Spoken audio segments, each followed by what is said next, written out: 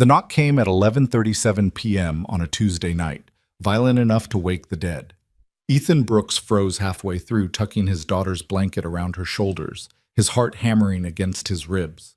No one knocked like that unless something was catastrophically wrong.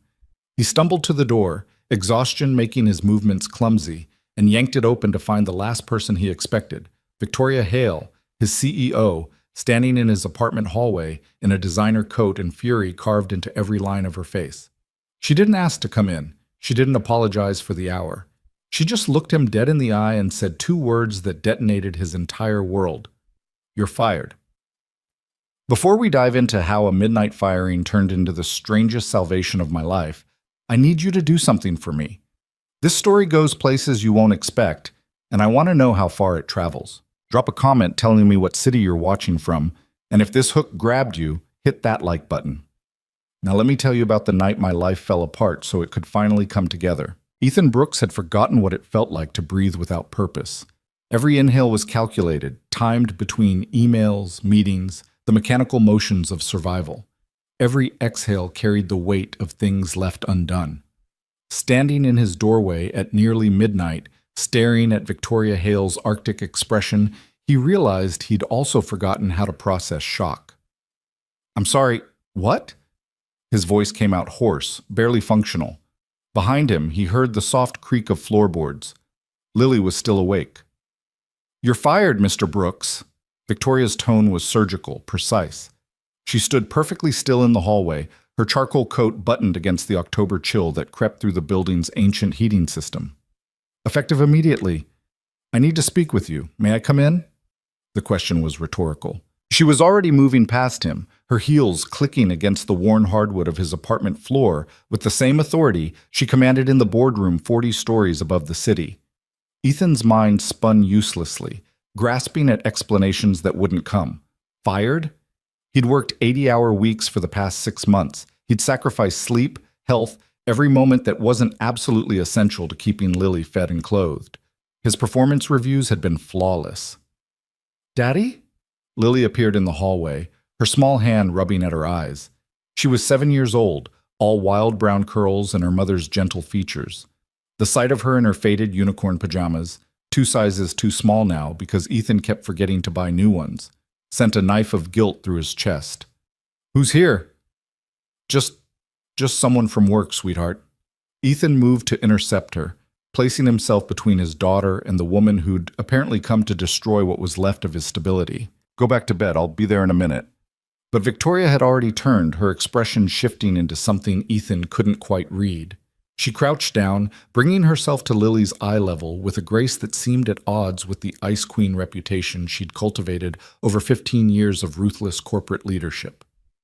"Hello?" Victoria's voice lost its edge, softening into something almost warm. "I'm Victoria. I work with your dad. I'm sorry we woke you up." Lily studied her with the unnerving directness only children possessed. "You're really pretty. Are you a princess?"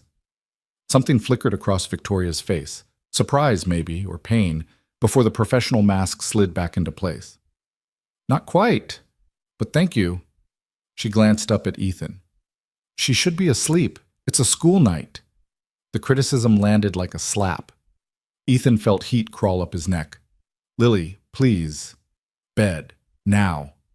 His daughter's lower lip trembled, confusion clouding her features, but she obeyed. Ethan waited until he heard her bedroom door close before turning on Victoria, exhaustion giving way to anger he didn't know he still had the energy to feel.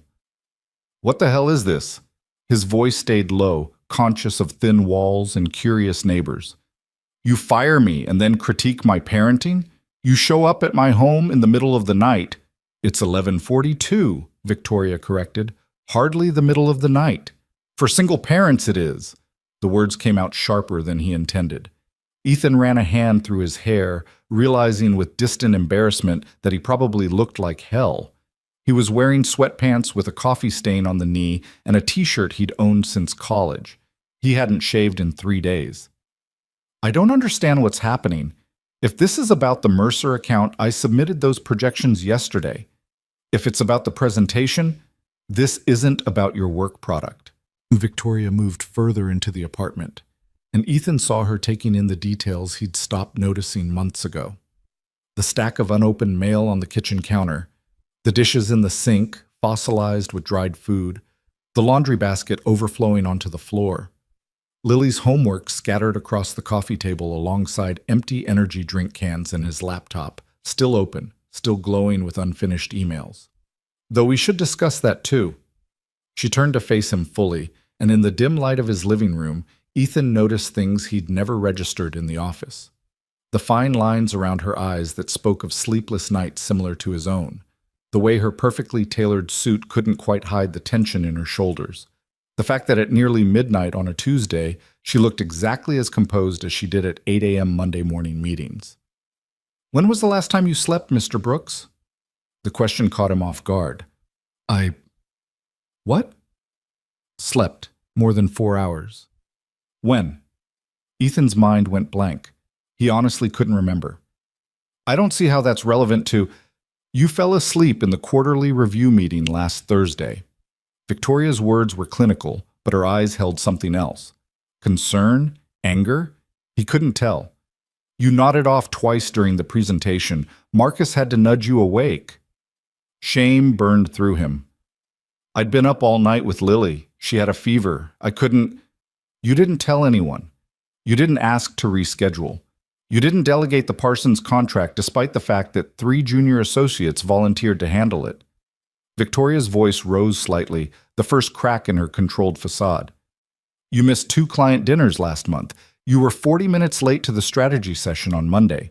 Your reports, while technically accurate, have been submitted at 3 and 4 a.m. Last week you sent me an email at 5:30 in the morning that was clearly written in a state of severe sleep deprivation.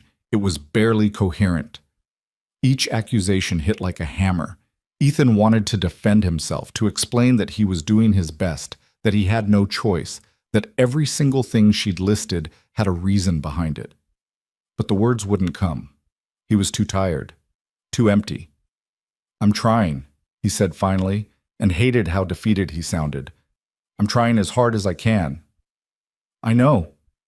The snap had left Victoria's voice, replaced by something quieter, something that sounded almost like understanding. "That's the problem."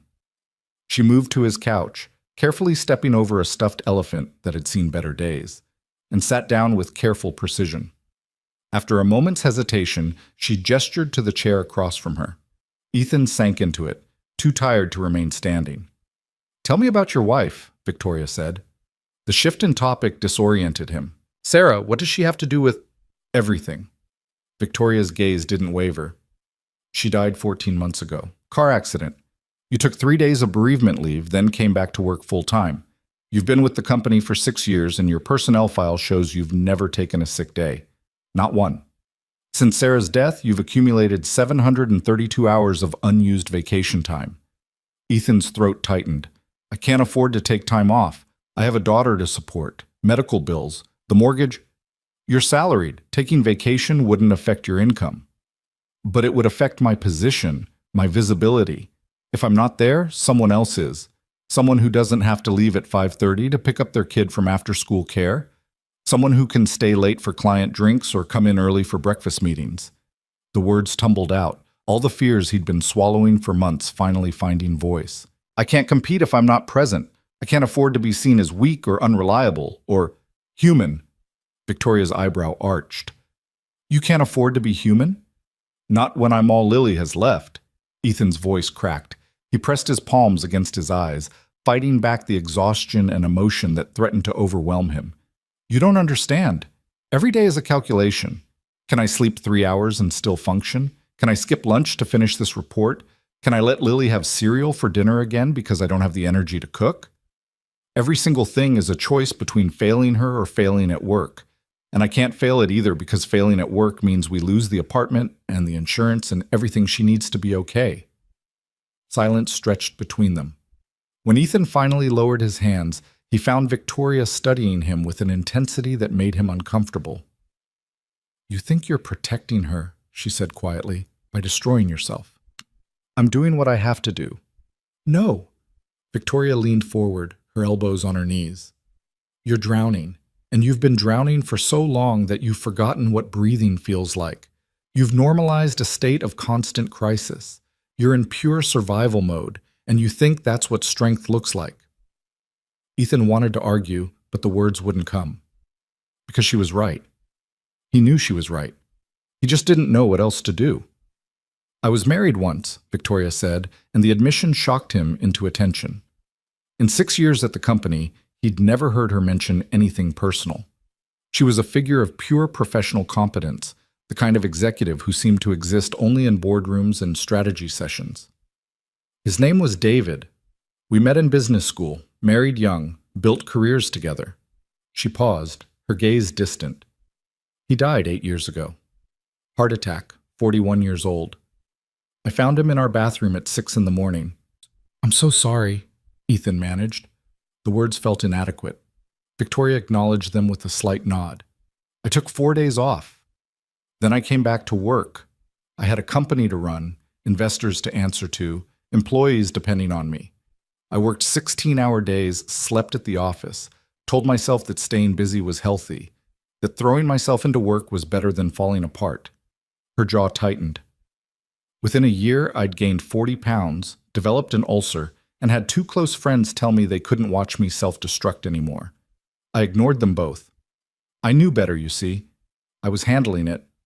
I was functional. Ethan recognized his own rationalizations in her words, and the recognition made his chest ache. I collapsed at my desk on a Wednesday afternoon, Victoria continued. Stress-induced arrhythmia. Spent 3 days in the hospital while doctors explained that I was actively killing myself, that my body was shutting down from sustained abuse, that if I didn't change, I'd be dead before 50. She met his eyes. And you know what the worst part was? I went back to work the day after I was discharged, because I didn't know who I was if I wasn't working. I didn't know how to exist in the empty space where grief lived. The apartment felt too small suddenly, too quiet except for the ambient sounds of the building settling and distant traffic. It took me 2 more years to figure out that working myself to death wasn't honor or dedication or strength. It was fear. Fear of feeling, fear of stopping long enough to realize how much I'd lost. Victoria's voice remained steady, but Ethan heard the pain beneath it. And when I finally did stop, when I finally let myself grieve properly, I realized I'd wasted 2 years of my life running from the only thing that could actually heal me. Time, rest, permission to be broken for a while. Ethan's vision blurred. He blinked hard. I don't have that luxury. Lily needs a father who's present, not a ghost who exists on 4 hours of sleep and functions on pure adrenaline. Victoria's voice sharpened again. She needs a parent who can actually engage with her, not someone so exhausted that he forgets to buy her clothes that fit. She needs you to be okay, Ethan, and you're not okay. The use of his first name startled him. In 6 years, Victoria had never called him anything but Mr. Brooks. You said I was fired. Ethan's voice came out small. From your current role. Yes. Victoria pulled a folder from her bag. He hadn't even noticed she'd brought one, and set it on the coffee table between them. Effective immediately, you're being removed from all client-facing responsibilities. Your workload is being reduced by 60%. The projects you're currently managing will be redistributed to your team with full credit to you for groundwork already completed. Ethan's stomach dropped. You're demoting me. I'm restructuring your position to match what a human being can sustainably handle. Victoria opened the folder, revealing documents he was too panicked to read. You'll maintain your current salary. Your title will remain Senior Strategic Analyst, but your responsibilities will shift to long-term research and internal consulting, projects with flexible deadlines. Work that can be done remotely when necessary. A schedule that allows you to actually parent your daughter. I don't understand. Ethan's hands shook. Why would you keep me at the same salary if I'm doing less work? Because your value to this company isn't measured by how many hours you can survive on minimal sleep. Victoria's expression softened slightly. You're brilliant, Ethan. Your strategic analyses have shaped 3 of our most successful campaigns. The Mercer projection model you developed saved us from a catastrophic investment. You have institutional knowledge and creative problem-solving skills that are irreplaceable. What you don't have is the capacity to continue at an unsustainable pace without eventually collapsing. She pushed the folder toward him. This isn't charity, it's pragmatic business. I can either restructure your role now while you're still functional, or I can wait 6 months until you have a breakdown and I lose you entirely. I've seen this pattern before. I've lived it. And I'm not going to watch another talented person destroy themselves because they think survival mode is a sustainable life strategy. Ethan stared at the folder like it might bite him. What if I say no? Then you're actually fired. Victoria's voice went cold. Because I will not enable your self-destruction.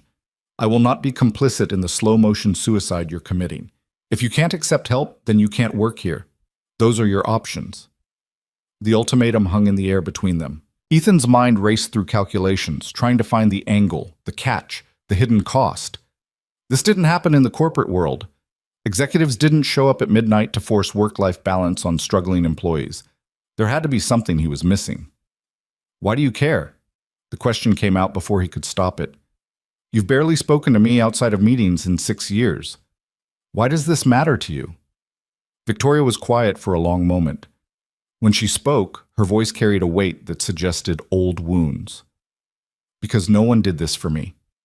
Because David died, and I threw myself into work, and everyone around me either didn't notice or didn't care enough to intervene. Because I wasted years of my life proving I could function on empty, and I will never get those years back. She stood, gathering her bag. And because that little girl in the next room deserves better than a father who's too exhausted to live.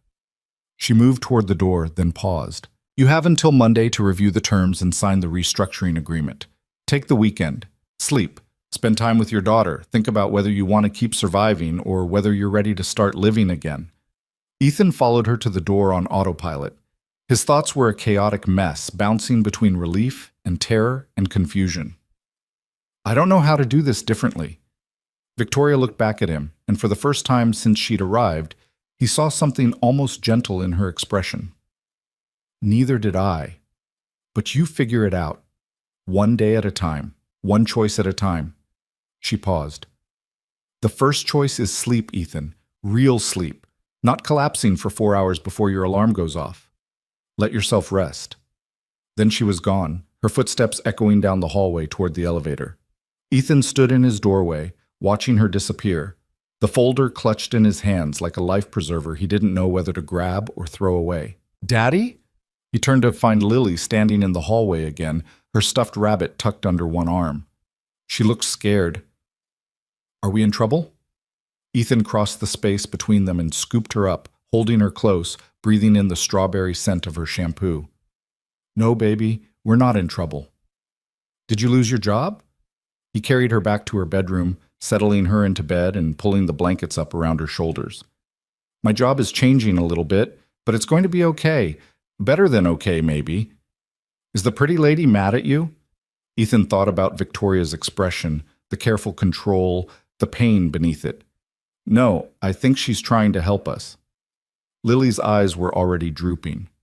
That's good. She seemed nice for a grown-up. Despite everything, Ethan smiled. Yeah, maybe she is. He stayed until Lily's breathing evened out into sleep, then made his way back to the living room. The folder sat on the coffee table where Victoria had left it. He picked it up, carried it to the couch, and began to read. The terms were exactly as she'd described. Reduced hours, flexible scheduling, remote work options, maintained salary and title, support staff assigned to help manage his existing projects during the transition.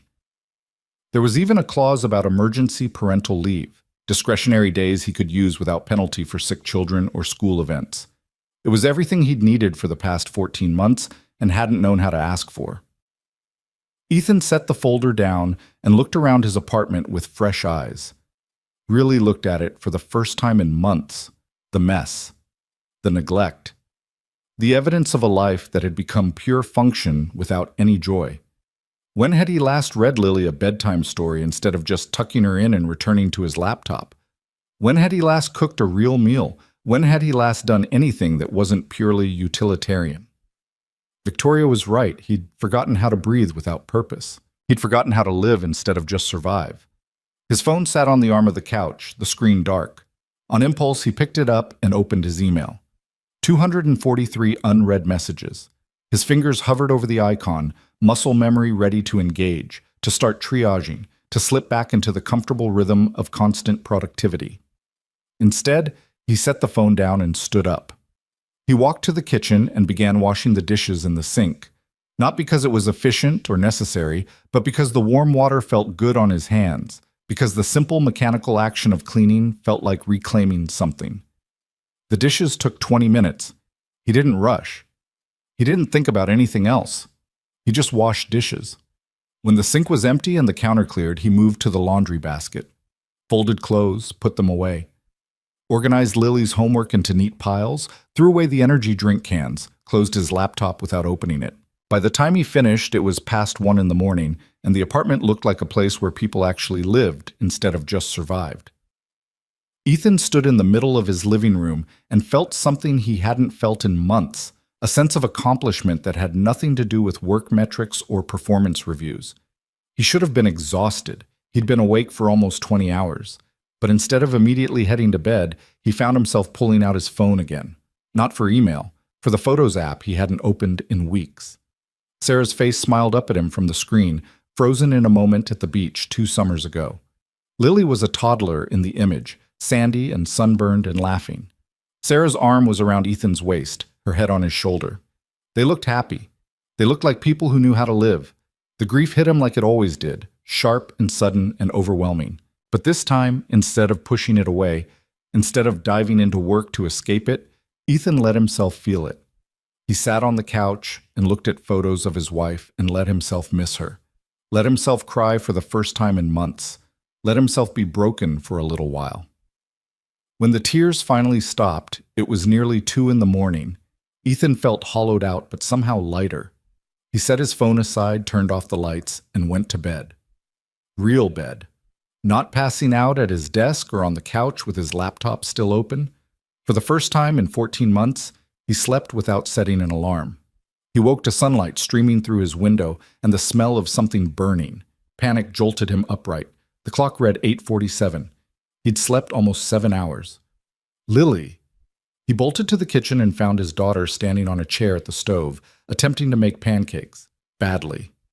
There was batter everywhere. The counter, the floor, her pajamas. The pan was smoking slightly. "Lily, get down from there!" Ethan rushed forward, turning off the burner and lifting her away from the stove. "You know you're not supposed to cook by yourself."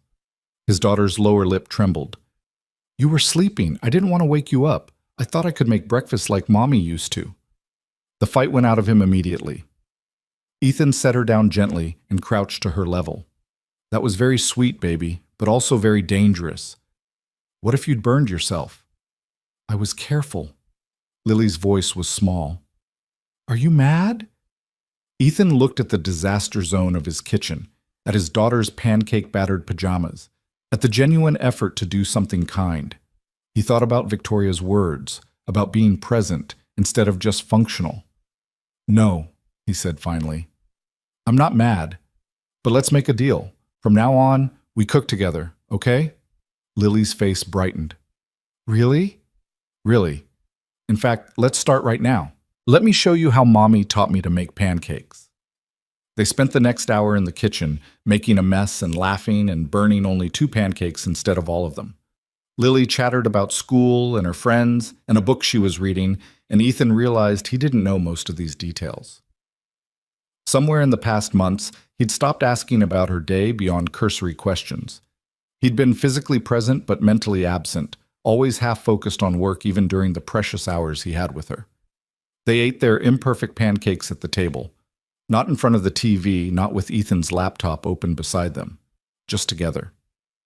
Lily told him about a boy in her class who'd pulled her hair and how she'd told the teacher, and Ethan actually listened instead of nodding on autopilot while thinking about his next meeting. "Daddy?" Lily asked, syrup on her chin. "Are you okay? You seem different." "Different how?" She scrunched up her nose, thinking, "Like you're actually here." The observation hit harder than it should have. "Yeah, baby, I think I am, finally." After breakfast, they cleaned up together. Then, instead of telling Lily to play quietly while he worked, Ethan suggested they go to the park.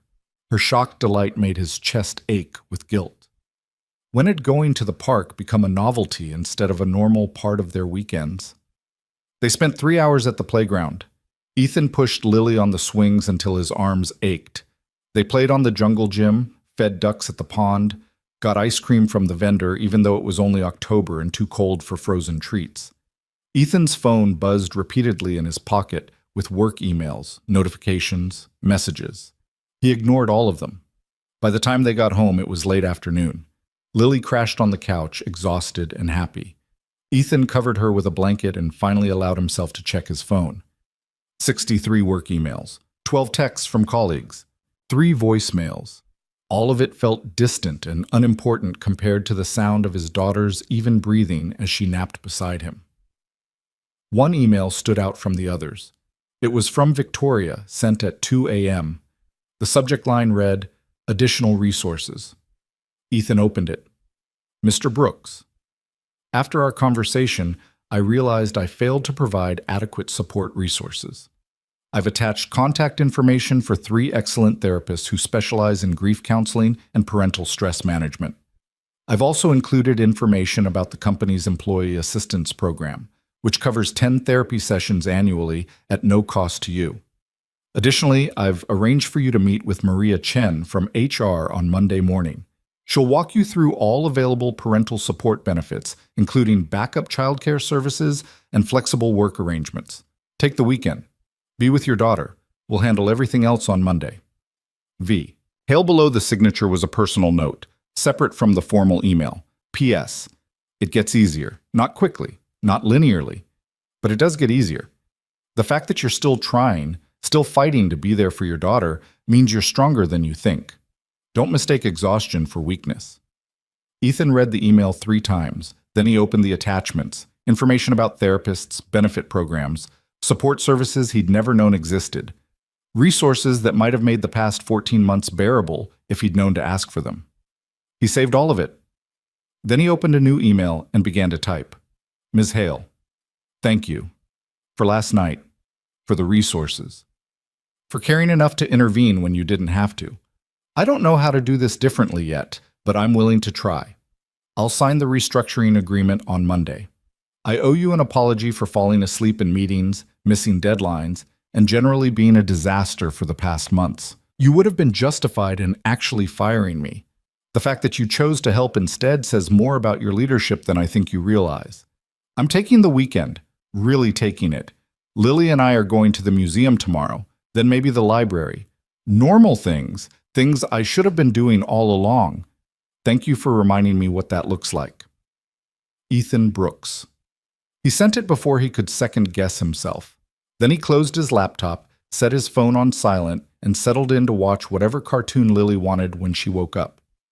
The weekend passed in a blur of normalcy that felt revolutionary. Museum on Sunday, library after, grocery shopping where Ethan actually bought fresh vegetables instead of frozen dinners and energy drinks.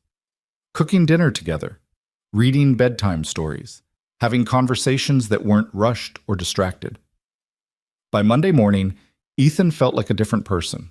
Still tired, 7 hours a night wasn't going to immediately undo months of sleep deprivation, but present in a way he hadn't been since Sarah died. He dropped Lily at school, kissed her goodbye, and watched her run to join her friends. She turned back to wave at him, and he waved back, staying until she disappeared into the building instead of rushing off immediately. The office felt different when he arrived. Or maybe he felt different. He went straight to HR, where Maria Chen greeted him with a warmth that suggested Victoria had briefed her thoroughly. They spent 90 minutes going over benefits, support services, flexible arrangements. Ethan signed paperwork, asked questions, took notes. Victoria's office was on the top floor, separated from the general work areas by glass walls that managed to be both transparent and isolating. Ethan had only been in it a handful of times in 6 years. He knocked on the open door frame and she looked up from her computer. Mr. Brooks, please, come in. He entered, suddenly nervous, the restructuring agreement folder in his hands. I wanted to deliver this in person. Victoria took the folder, reviewed the signed documents, and nodded. Good. Maria will coordinate with your team on project transitions. You'll work from home the rest of this week while we redistribute responsibilities. I want you to use that time to establish routines that actually work for you and Lily, not just survival routines, sustainable ones. I will. Ethan hesitated. Can I ask you something? Of course. Why me? You have 200 employees. How many of them are struggling the same way I was? Why did you personally intervene? Victoria was quiet for a moment, her expression thoughtful. Do you know what I see when I look at you, Ethan? I see someone who fought so hard to be both parent and professional that you forgot you're also just a person. Someone who thought strength meant never showing weakness, never asking for help, never admitting when you're drowning. She paused. I see who I was 8 years ago, and I can't go back and save that version of myself. But I can do this. For you. For others who need it. Thank you, Ethan said quietly, for seeing me when I couldn't see myself anymore. Victoria stood and extended her hand. He shook it, surprised by the firmness of her grip. Don't waste this, Mr. Brooks. Don't fall back into old patterns because they're comfortable. Build something better, for yourself and for your daughter. I will. As Ethan left her office and headed home in the middle of a Monday morning, because he could now, he felt something unfamiliar settling in his chest. Not quite hope. Not yet. But possibility. The sense that maybe, just maybe, the knock on his door at midnight hadn't been the end of his world. Maybe it had been the beginning of finding his way back into it. The first week of the new arrangement felt like learning to walk again after years of running. Ethan worked from his apartment, his laptop set up at the kitchen table instead of balanced on his knees at 3 a.m. The silence was disorienting. No office chatter, no meetings to rush to, just him, his research projects, and the strange luxury of being able to stop for lunch. On Wednesday afternoon, his phone rang. Victoria's name appeared on the screen. Mr. Brooks, how are you adjusting? Ethan glanced around his clean kitchen, at the meal prep containers he'd organized on Sunday, at the schedule he'd posted on the refrigerator, color-coded blocks for work, for Lily, for himself. It's strange. I keep waiting for the other shoe to drop. There is no other shoe. This is the new normal. Are you managing the workload? Honestly, I finished today's tasks in 4 hours. I don't know what to do with the rest of my time. Victoria's laugh was dry. Most people would celebrate that. You sound disturbed by it. I feel lazy, unproductive. You feel human. There's a difference. Papers rustled on her end. I'm sending you a new project, long-term market analysis for the European expansion. It's complex, requires deep research, and the deadline is 3 months out. I want thorough work, not fast work. Quality over speed. Can you handle that? Ethan felt something shift in his chest. Trust. She was trusting him with something important despite restructuring his role. Yes. Absolutely. Good. I'll have the briefing materials sent over by end of day. She paused. Ethan, I need you to understand something. This isn't charity. I'm not keeping you around out of pity. You're valuable precisely because you think deeply about problems, but that kind of thinking requires space and rest. The old pace wasn't making you more productive. It was making you sloppy. The words stung, but they were true. I know. I'm working on it. I know you are. Keep me updated on your progress. And Ethan, pick up your daughter from school yourself today. Be there when she comes out. Watch her face light up when she sees you. The line went dead before he could respond. Ethan stared at his phone, then checked the time. 2:30. School let out at 3:15. He'd been planning to work until 5, then rushed to the aftercare program that stayed open until 6. The idea of actually being there, waiting at the gate like the other parents, felt foreign and essential at the same time. He saved his work, closed his laptop, and grabbed his jacket. The elementary school parking lot was already filling with cars when he arrived. Parents clustered in small groups, chatting while they waited. Ethan recognized a few faces from previous pickups, the rare occasions when he'd managed to leave work early enough. A woman with red hair waved at him. Ethan, right? Lily's dad? He nodded, trying to place her. Yes. Sorry, I'm terrible with names. Jennifer. My daughter Emma is in Lily's class. We've met at a few school events. She smiled warmly. I haven't seen you at pickup in a while. Work has been intense. The excuse felt automatic. But I'm trying to be here more often now. That's great. The kids really notice when we show up. Emma talks about Lily all the time. They're good friends. Ethan felt a pang of guilt. He didn't know who Lily's friends were beyond names mentioned in passing. They should have a play date sometime. Jennifer's face brightened. I'd love that. Are you free this Saturday? We're going to the Children's Museum. You and Lily should join us. The old Ethan would have made excuses, would have checked his calendar and found reasons why Saturday wouldn't work. The new Ethan, the one trying to figure out how to actually live, heard himself say, "That sounds perfect. What time?"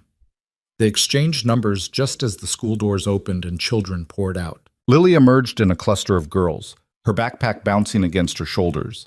Her eyes scanned the crowd, landing on Ethan with visible shock. "Daddy!" She ran to him, throwing her arms around his waist. "You're here! You're actually here!" The joy in her voice broke something in him. "I'm here, baby. How was school?" "It was good. We learned about fractions, and I got 100 on my spelling test, and Emma said I could come to her birthday party next month." The words tumbled out in an excited rush. "Can I go, please?" "Of course you can go." Ethan smoothed her wild curls, struck by how tall she was getting. When had that happened? "In fact, we're going to the museum with Emma and her mom on Saturday." Lily's squeal of delight drew smiles from nearby parents. She grabbed his hand, chattering about her day as they walked to the car. Ethan listened, really listened, asking questions and laughing at her stories. The drive home took 15 minutes. He didn't check his phone once. That evening, they cooked dinner together. Lily helped measure ingredients for stir-fry, her tongue poking out in concentration as she counted tablespoons of soy sauce. They ate at the table, talking about fractions and spelling and whether unicorns could be real if nobody had found them yet. After dinner, Ethan helped with homework instead of sitting nearby with his laptop open. He read her essay about what she wanted to be when she grew up, a veterinarian who only treated magical creatures, and told her it was brilliant. They played a board game that lasted an hour. He gave her a bath, read 3 chapters of her current favorite book, and tucked her in with actual time and attention instead of distracted exhaustion. "Daddy?" Lily's voice was drowsy. "I like when you're home." "Me too, sweetheart." "Are you going to keep being home, or is it going to go back to before?" The question hit him hard. Before, when he'd been a ghost in his own life. "I'm going to keep being home, I promise." She smiled and closed her eyes. Within minutes, she was asleep. Ethan stayed, watching her breathe, marveling at how much he'd missed by being too tired to pay attention. The gap in her front teeth from the one she'd lost 3 weeks ago, he'd barely noticed. The new freckles across her nose, the way she still slept with the stuffed elephant Sarah had given her when she was born. His phone buzzed, a text from Victoria. "Did you pick her up?" Ethan smiled and typed back, "Yes." Her face did light up. "Thank you." The response came immediately. "Good. That's what you're working for. Remember that." The next few weeks developed a rhythm. Ethan worked from home 4 days a week, went into the office on Fridays for meetings and face-to-face collaboration. His projects were challenging but manageable. The European expansion analysis required deep research into market trends, regulatory environments, cultural factors. It was the kind of work he'd always loved. Strategic, complex, requiring real thought instead of reactive task completion. He established routines. Morning coffee while Lily ate breakfast. Drop off at school. Work until 2:30. Pick up. Homework and dinner. Evening time together. Bedtime stories. Then, instead of diving back into work, he'd spend an hour on something for himself. Reading. Watching a show. Sometimes just sitting quietly. Learning to be comfortable with stillness. The exhaustion began to lift slowly, layers peeling away to reveal someone he'd almost forgotten existed. He had energy for conversations, patience for Lily's questions, capacity for joy instead of just function. On Friday morning, he went into the office for the weekly strategy meeting. His team greeted him warmly. Marcus, who'd covered his accounts during the transition, and 2 junior analysts who'd helped redistribute his workload. "Brooks, good to see you, man." Marcus clapped him on the shoulder. You look human again. I feel human again. Ethan settled into his usual chair. How's the Parsons contract coming? Solid. We closed it yesterday. The client was thrilled with your initial framework. I just executed your strategy. Marcus grinned. You made it easy. Before Ethan could respond, the conference room door opened and Victoria entered. The room shifted subtly, everyone straightening in their chairs. She commanded attention without demanding it, presence honed over decades of leadership. Good morning. Let's make this efficient. I know everyone has actual work to do. Victoria pulled up the agenda on the screen. Marcus, Parsons update first. The meeting progressed smoothly. Ethan contributed when relevant, his mind clear enough to make connections he'd have missed in his previous state of constant exhaustion. He noticed Victoria watching him at one point, a slight nod of approval when he presented a solution to a market penetration problem that had stumped the team. After the meeting, she pulled him aside. Walk with me. They moved through the office toward the executive floor, Victoria's heels clicking against the polished floor. Employees greeted her with respect edged with wariness. She had a reputation for brilliance and high standards that bordered on impossible. Your European analysis preliminary report was excellent, Victoria said, without preamble. Thorough, insightful, exactly what I needed. More importantly, it was clear you'd actually thought about the problems instead of just compiling data. Thank you. It's good work. I'm enjoying it. I can tell. That's what I wanted to talk to you about. She stopped outside her office, turning to face him fully. You're wasted in pure analysis, Ethan. You think strategically. You see patterns others miss. You ask the right questions. Those are leadership skills, not just technical ones. Ethan felt uncertainty creep in. I thought we were reducing my responsibilities. We were. We did. Your workload is sustainable now, but that doesn't mean you can't grow into something different. Something better suited to your actual strengths. Victoria gestured to her office. Come in. I want to show you something. Her office was exactly as he remembered. Sleek, organized, dominated by a massive desk and floor-to-ceiling windows overlooking the city. She pulled up a file on her computer and turned the screen toward him. I'm creating a new position, Director of Strategic Innovation. Someone who works across departments, identifies opportunities, develops long-term strategies. It requires deep thinking, not constant firefighting. Flexible schedule, mostly remote, with occasional in-person collaborative sessions. She looked at him steadily. I want you to consider it. Not now. 6 months from now, when you've fully stabilized. But I'm telling you now so you have something to work toward. Ethan stared at the job description, his heart racing. It was everything he'd want in a role. Intellectual challenge without the crushing pressure, influence without the constant availability demands. Victoria, I don't know what to say. Don't say anything yet. Just think about it. Build your life back. Take care of yourself and Lily. Get therapy. Learn to function as a whole person instead of a work machine. Then, if you want it, it's yours. She closed the file. You have potential, Ethan. Real potential. But only if you stop trying to kill yourself proving your worth. He left her office feeling lighter and more terrified than he'd felt in months. Possibilities stretched out in front of him, vast and uncertain. For the first time since Sarah's death, he could imagine a future that wasn't just survival. Saturday arrived bright and cold. Ethan and Lily met Jennifer and Emma at the Children's Museum at 10. The girls raced ahead, giggling, while the adults followed at a more sedate pace. So, how long have you been at your company? Jennifer asked as they wandered through an exhibit on simple machines. 6 years. You? I'm a nurse, labor and delivery at County General. 12-hour shifts, which is exhausting, but at least I have a clear schedule. I imagine corporate work is harder to compartmentalize. Ethan laughed without humor. That's an understatement. I'm learning, though, trying to set better boundaries. That's good. It's so important for the kids. Emma's dad died when she was 3. Heart defect nobody knew about. It's been just us for 4 years now.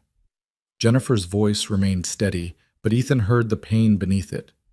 The first year, I worked every shift I could get. Thought staying busy would help. It just made me miserable and made Emma clingy and anxious. How did you stop?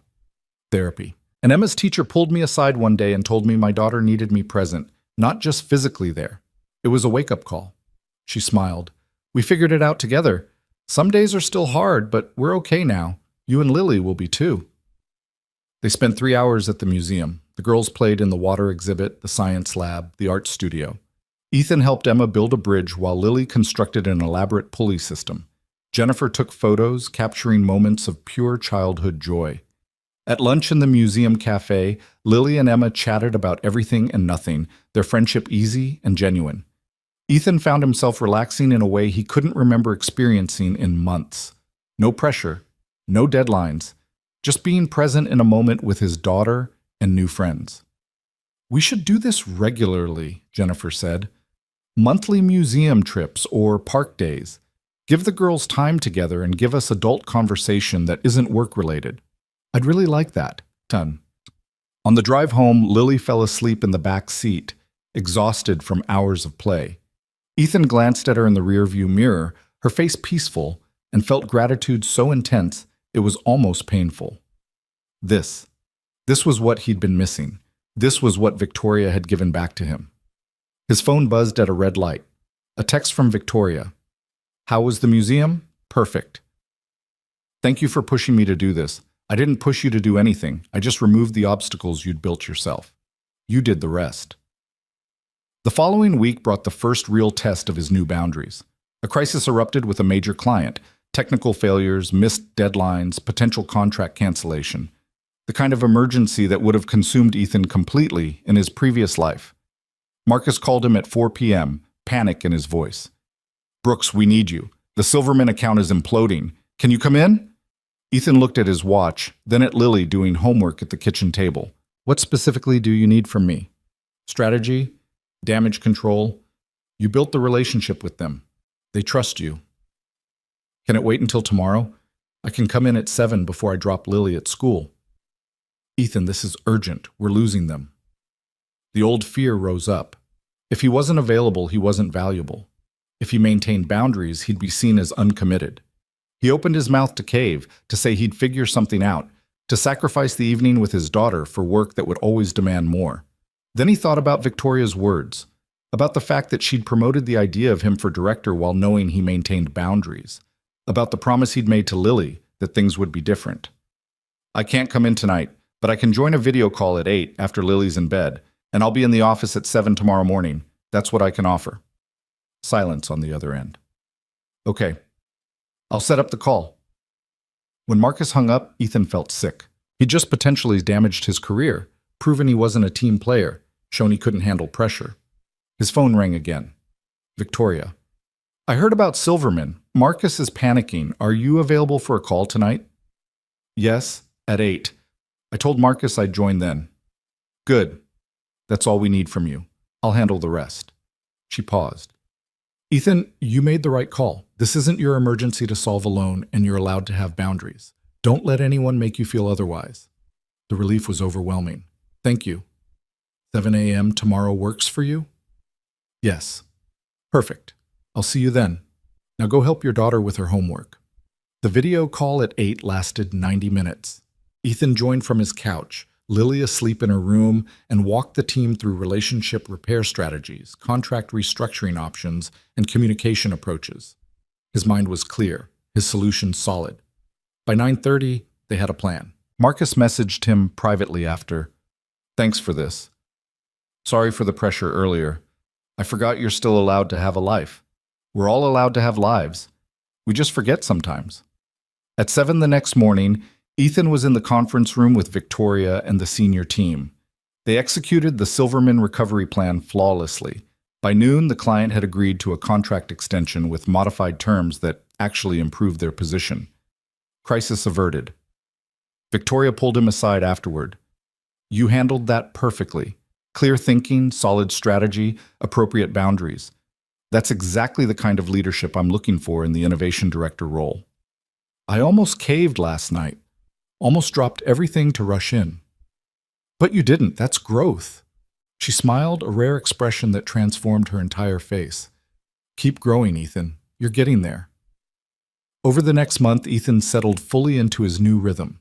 He attended 2 therapy sessions with Dr. Sarah Chen, one of the counselors Victoria had recommended.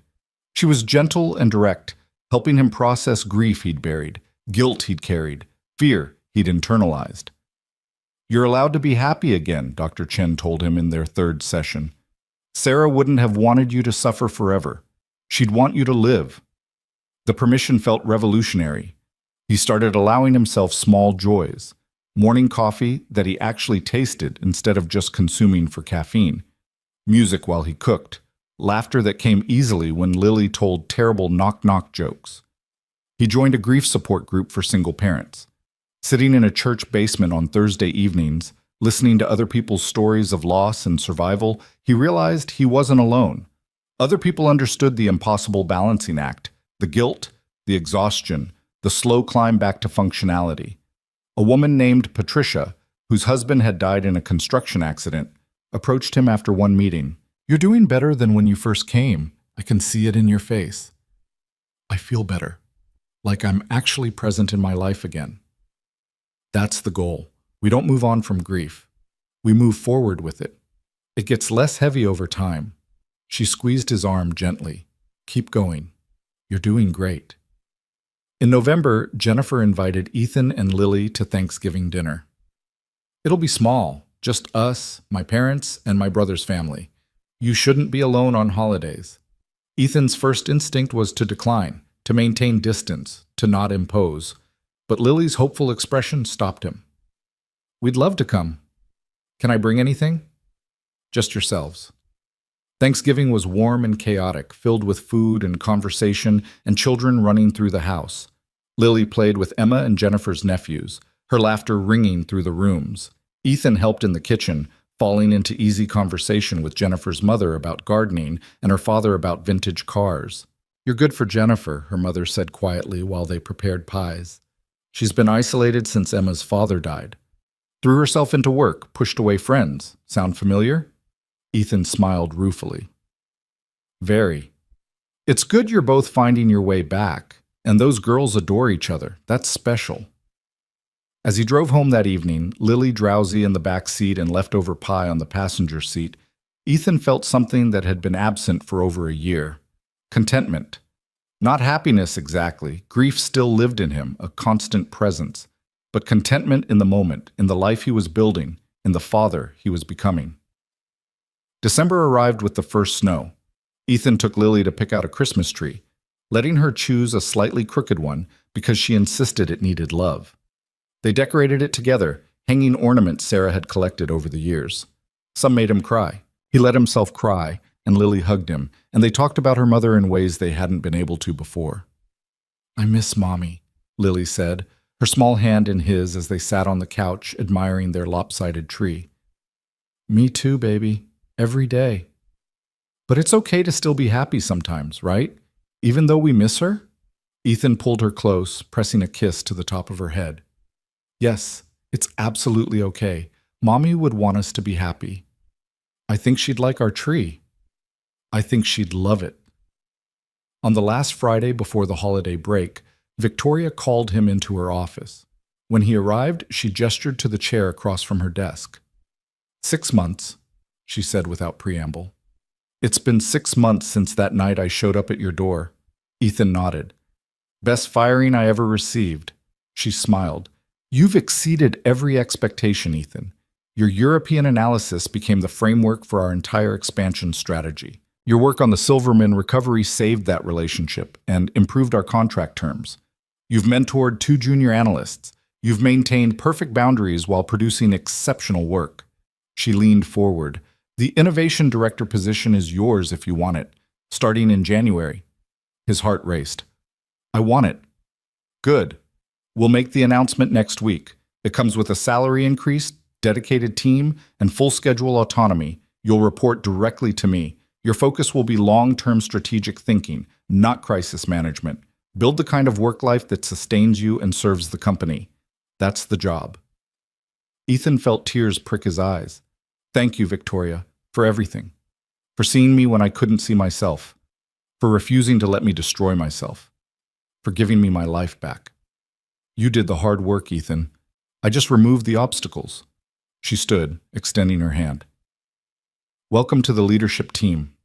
You've earned this." As he shook her hand, Ethan thought about the man he'd been 6 months ago. Exhausted, desperate, barely surviving.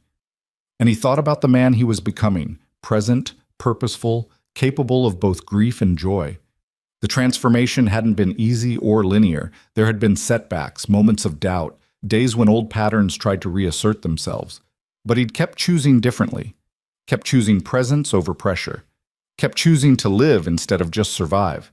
And somehow, impossibly, it had led here, to a career that fit his life instead of consuming it, to a relationship with his daughter built on attention instead of distraction, to a future that held possibility instead of just obligation. He left Victoria's office and immediately called Lily's school. "This is Ethan Brooks, Lily's father. I'd like to have lunch with her today if that's allowed." "Of course, Mr. Brooks.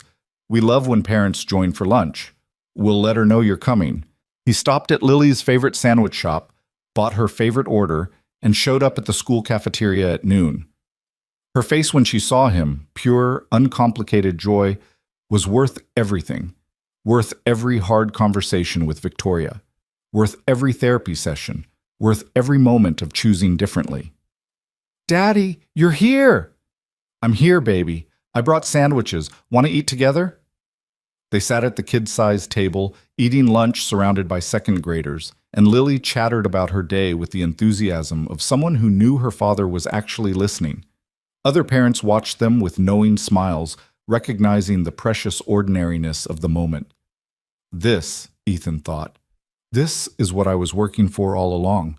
I just forgot to actually live it. After lunch, Ethan returned to the office with a lightness in his chest that felt almost unfamiliar. He was drafting the transition plan for his new role when his desk phone rang. The receptionist's voice came through crisp and professional. "Mr. Brooks, there's a gentleman here to see Ms. Hale, but she's in meetings all afternoon. He says it's urgent and personal. He's asking if anyone on the leadership team can meet with him. Your name came up." Ethan frowned. Did he say what it's about? "He says he's her brother." The surprise was immediate. In 6 years, Victoria had never mentioned family, never referenced siblings or parents or anyone beyond the late husband she'd mentioned once. Ethan glanced at his calendar, saw nothing critical, and made a decision. "Send him up to conference room B. I'll be there in 5 minutes." The man waiting in the conference room was perhaps 50, with Victoria's same sharp cheekbones and intelligent eyes, but where she radiated controlled power, he seemed diminished somehow. His suit was expensive but rumpled, his tie loosened, his hands restless on the table. "Mr. Brooks?" He stood, extending a hand. "Daniel Hale. Thank you for seeing me. I know this is irregular." "Not at all." Ethan shook his hand, noting the resemblance more clearly now. "Victoria's in back-to-back meetings until 6. Is there something I can help with, or would you prefer to wait?" Daniel's laugh was bitter. "I'm not sure she'll want to see me at all. We haven't spoken in 3 years." He sank back into his chair, looking suddenly exhausted. "I need her help. Financial trouble. Bad investments. Worse decisions. I'm about to lose everything, and she's the only person I know with the resources to bail me out."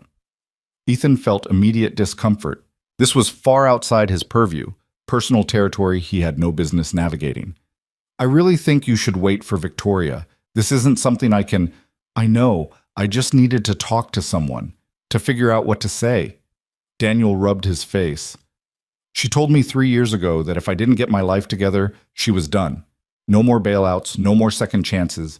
And I promised her I would. I promised and I failed, and now I'm here begging again." The raw honesty was uncomfortable. Ethan sat down across from him, uncertain but unable to just leave.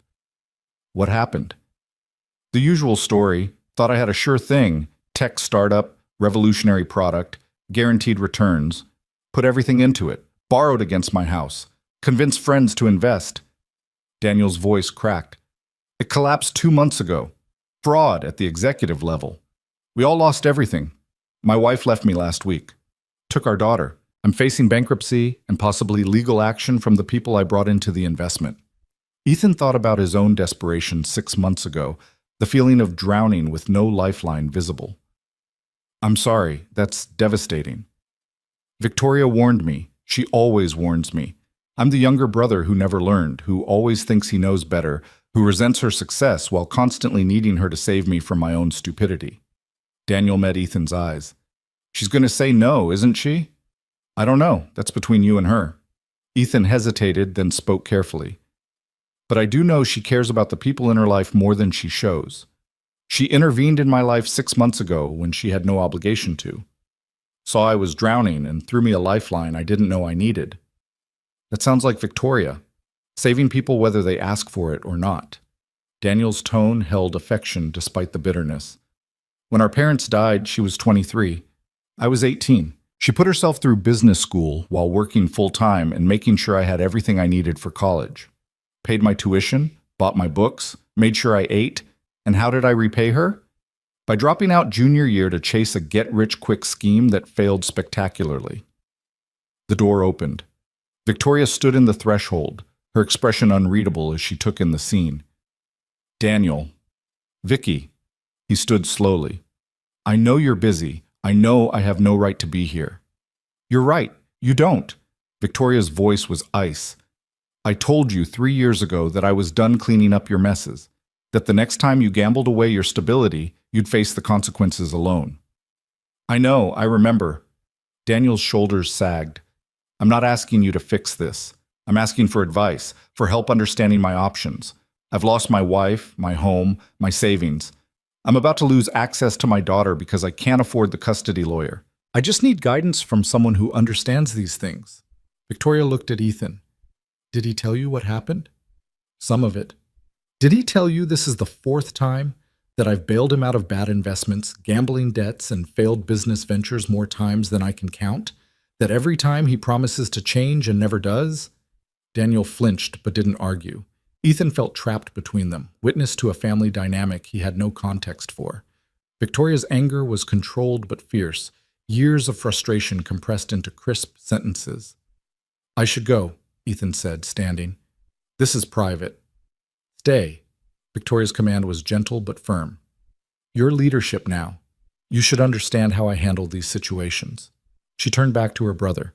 I will not give you money, Daniel. I will not pay your debts or save your house or fund your legal battles. Do you understand? Yes. Daniel's voice was barely a whisper. But I will give you something more valuable. I will give you the same thing I gave Ethan 6 months ago. Structure. Accountability. A path forward that doesn't involve self-destruction. Victoria moved into the room, her heels clicking with purpose. You'll meet with my financial advisor tomorrow. You'll create a realistic budget and debt repayment plan. You'll attend Gamblers Anonymous meetings twice a week. You'll get therapy, and you'll report to me monthly on your progress. Daniel stared at her. Why would you do that after everything? Because you're my brother. Because I remember who took care of me after Mom and Dad died, before the addiction took over. Because everyone deserves a chance to become someone better than their worst moments. Victoria's expression softened fractionally. But this is the last time, Daniel. Not the last bailout. The last chance. If you sabotage this, we're done. Truly done. No more calls. No more visits. You'll be a stranger to me. Tears streamed down Daniel's face. I won't waste it. I swear.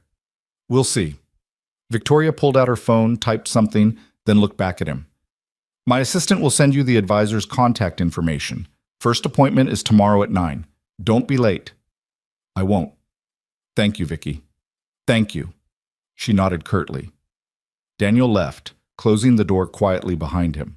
Victoria stood motionless for a moment, her control absolute, before her shoulders dropped slightly. I'm sorry you had to witness that, she said without looking at Ethan. Don't apologize. Family is complicated. That's a generous way to describe enabling an addict for 20 years. Victoria moved to the window, staring out at the city. My therapist would say I have boundary issues with Daniel, that I confuse love with rescue, that I keep saving him because I couldn't save David.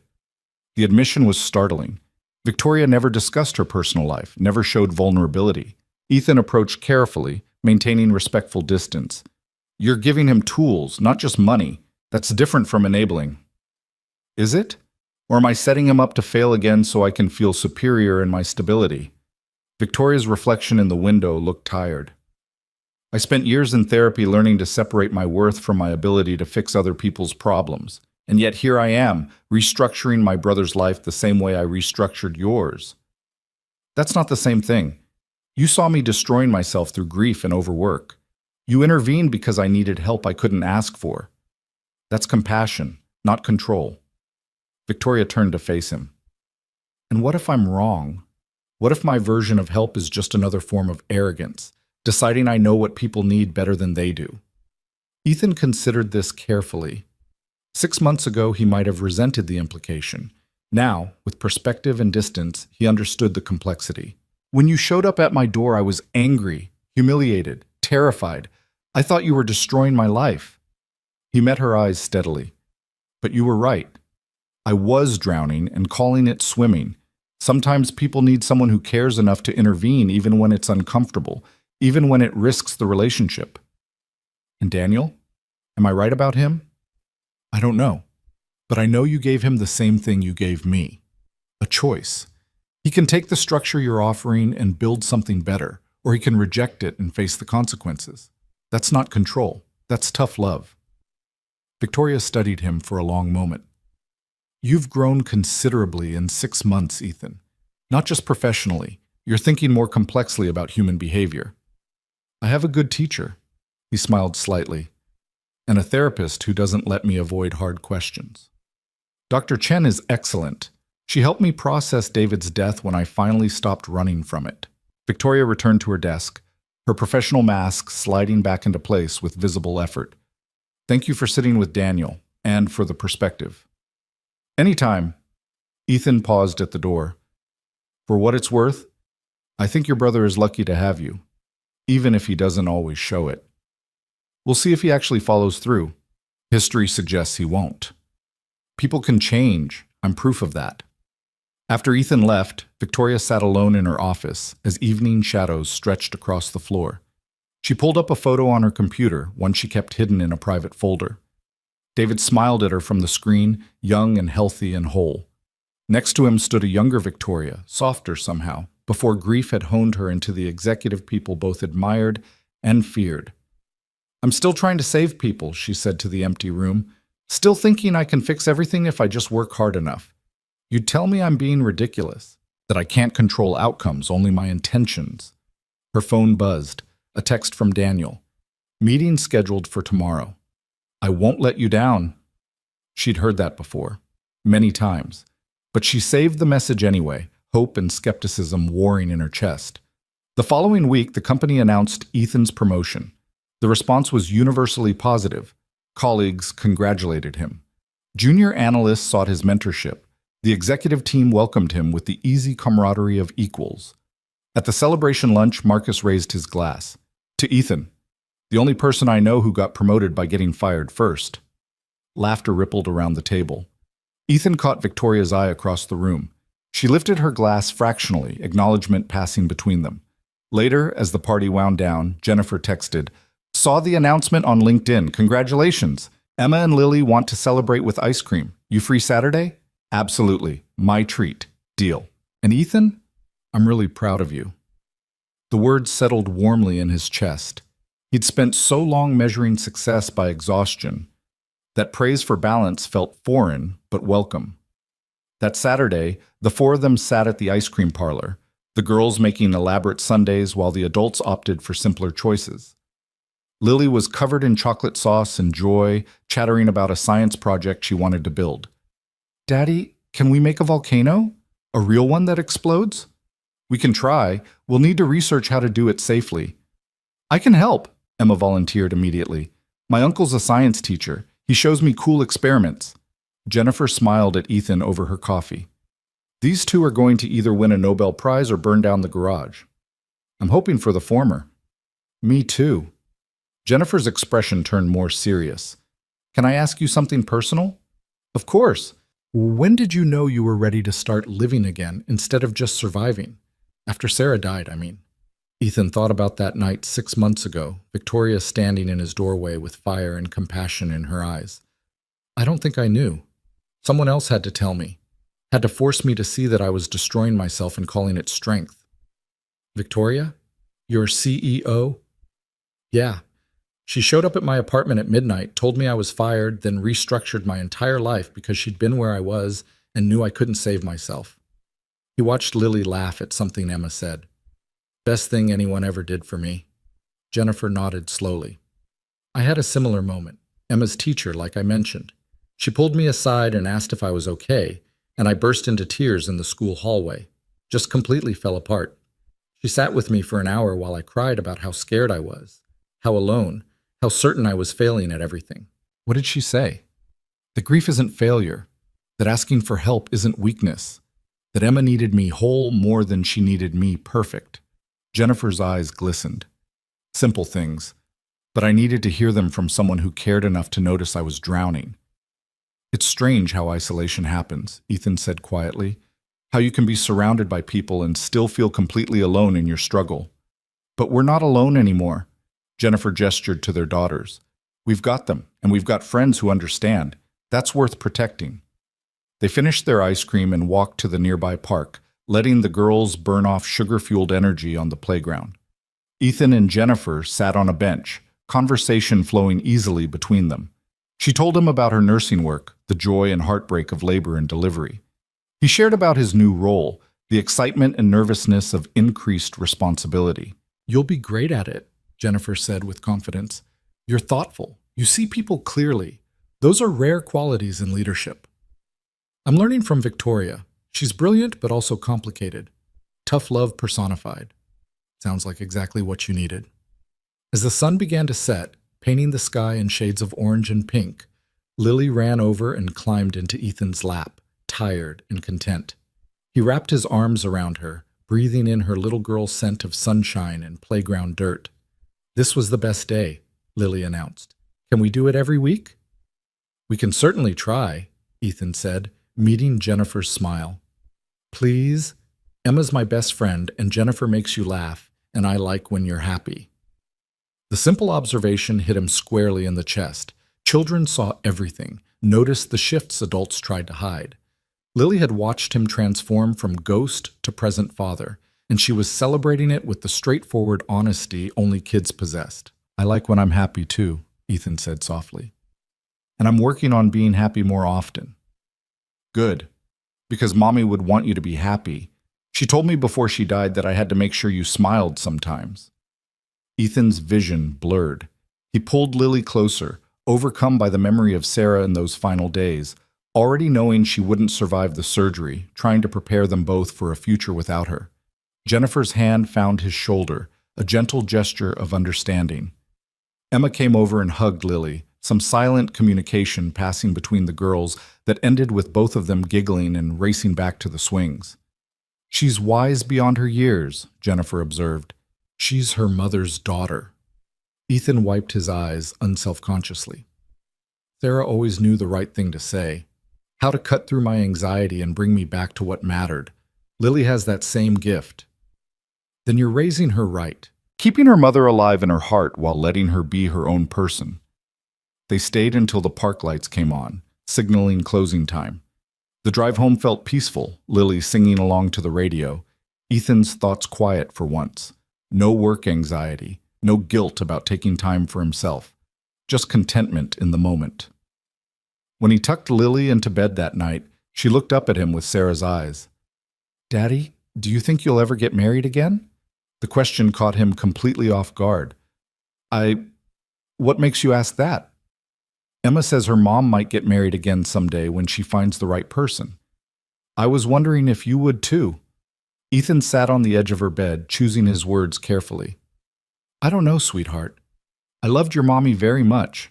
I still love her. But maybe someday, if the right person came along, I could love someone new too. Would that bother you? Lily considered this seriously. Would they be nice to me?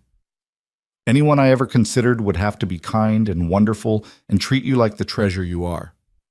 Then I think it would be okay, as long as they know Mommy was here first and she's still important. Always. Mommy will always be important to both of us. Satisfied, Lily snuggled into her blankets. I think Jennifer is nice, and she makes good cookies. Ethan laughed despite his surprise. She does make good cookies, but Jennifer and I are just friends, baby. Okay. But if you wanted to be more than friends, that would be okay too. The casual wisdom of 7-year-olds was both endearing and terrifying. Ethan kissed her forehead and stood. "Good night, sweetheart. Sweet dreams." "Night, Daddy. Love you." "Love you too. More than anything." In the kitchen, Ethan poured himself a glass of water and thought about Jennifer.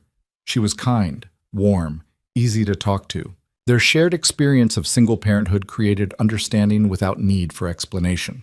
Lily adored her and Emma, and yes, there was something comfortable about their growing friendship, something that could potentially become more if they both wanted it. But he wasn't ready.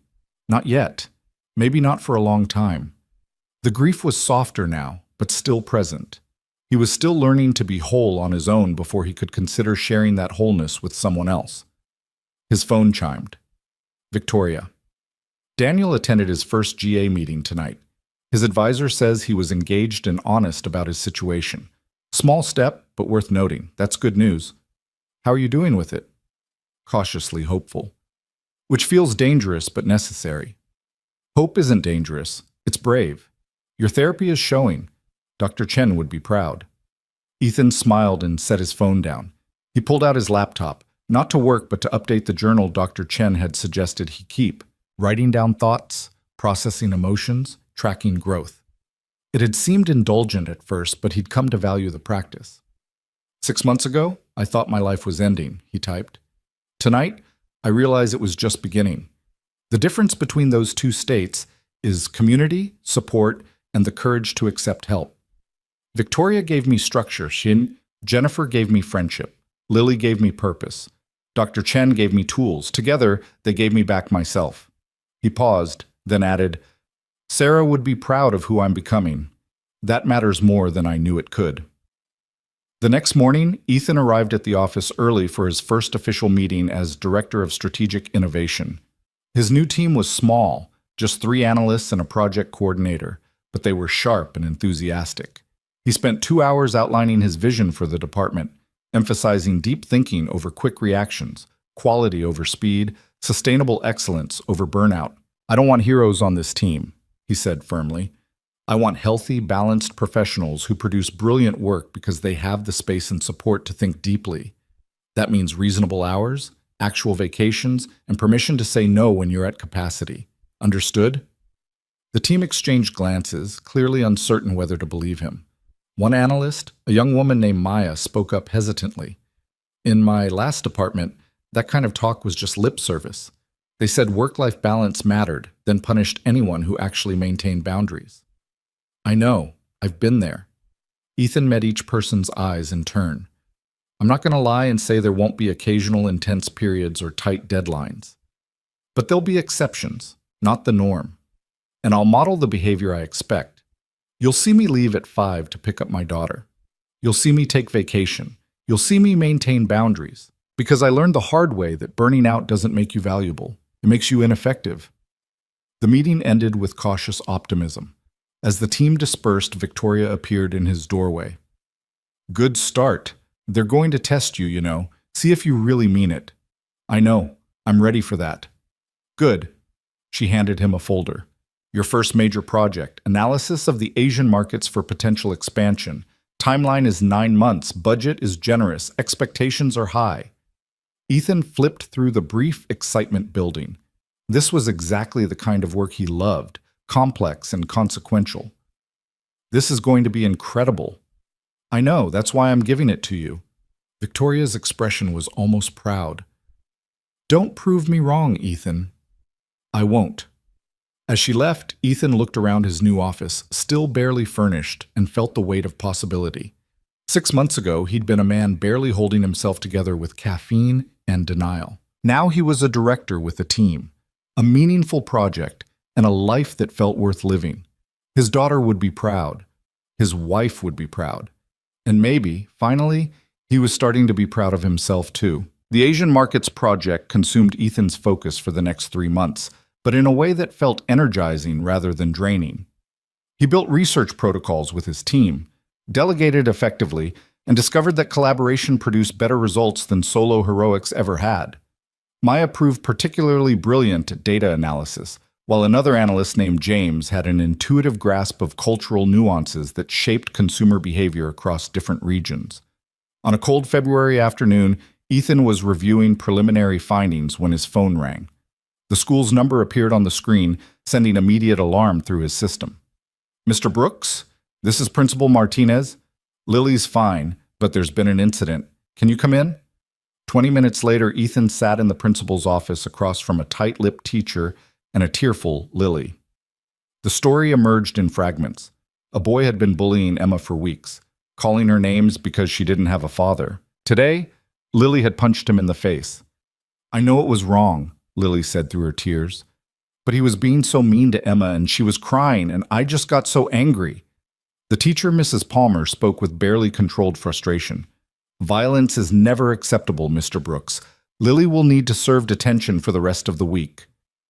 "I understand." Ethan looked at his daughter, seeing Sarah's fierce protectiveness shining through the tears. "Lily, what you did was wrong. We don't hit people, no matter how angry we are." "I know." Her voice was small. "But," Ethan continued, looking at Mrs. Palmer, "what's being done about the bullying? Because my daughter defending her friend from sustained harassment seems like a symptom of a larger problem." Mrs. Palmer stiffened. "We have anti-bullying policies in place." "Which clearly aren't working if this has been happening for weeks without intervention." Ethan kept his voice level but firm. "I'll support appropriate consequences for Lily's actions, but I expect equal attention to addressing the behavior that precipitated this incident." Principal Martinez nodded slowly. "Mr. Brooks is right. We need to look at the full picture here. Mrs. Palmer, please document everything the other student has said and done. We'll be calling his parents in as well." After the meeting, Ethan drove Lily home in silence. She sat in the back seat, small and miserable. Once they were in the apartment, he guided her to the couch and sat beside her. "Tell me what happened, all of it." The story poured out. Weeks of taunts directed at Emma. Teachers who heard but didn't act because it was just words. Emma becoming quieter, sadder, withdrawing from activities she loved. Lily's growing fury at the injustice. The breaking point today when the boy said Emma's father left because she was stupid. "I knew it was wrong to hit him," Lily said, fresh tears streaming. "But my body just moved before I could think. I was so angry, Daddy." "I understand that anger, and I'm proud of you for wanting to protect your friend." Ethan pulled her close. "But we need to find better ways to handle situations like this. Violence creates more problems than it solves." "What should I have done?" "Told a teacher immediately. Come to me or Jennifer so we could intervene. Used your words to tell him his behavior was cruel and unacceptable." Ethan tilted her chin up gently. "The world isn't always fair, baby. People can be cruel.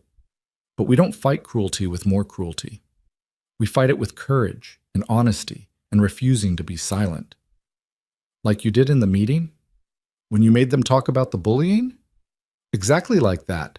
Standing up for what's right doesn't always mean fighting. Sometimes it means speaking truth even when it's uncomfortable." Lily nodded, processing. "I'm sorry I disappointed you." "You could never disappoint me. You made a mistake. We all do. What matters is learning from it." He kissed her forehead. "You'll serve your detention. You'll apologize to the boy for hitting him, even though he was wrong too.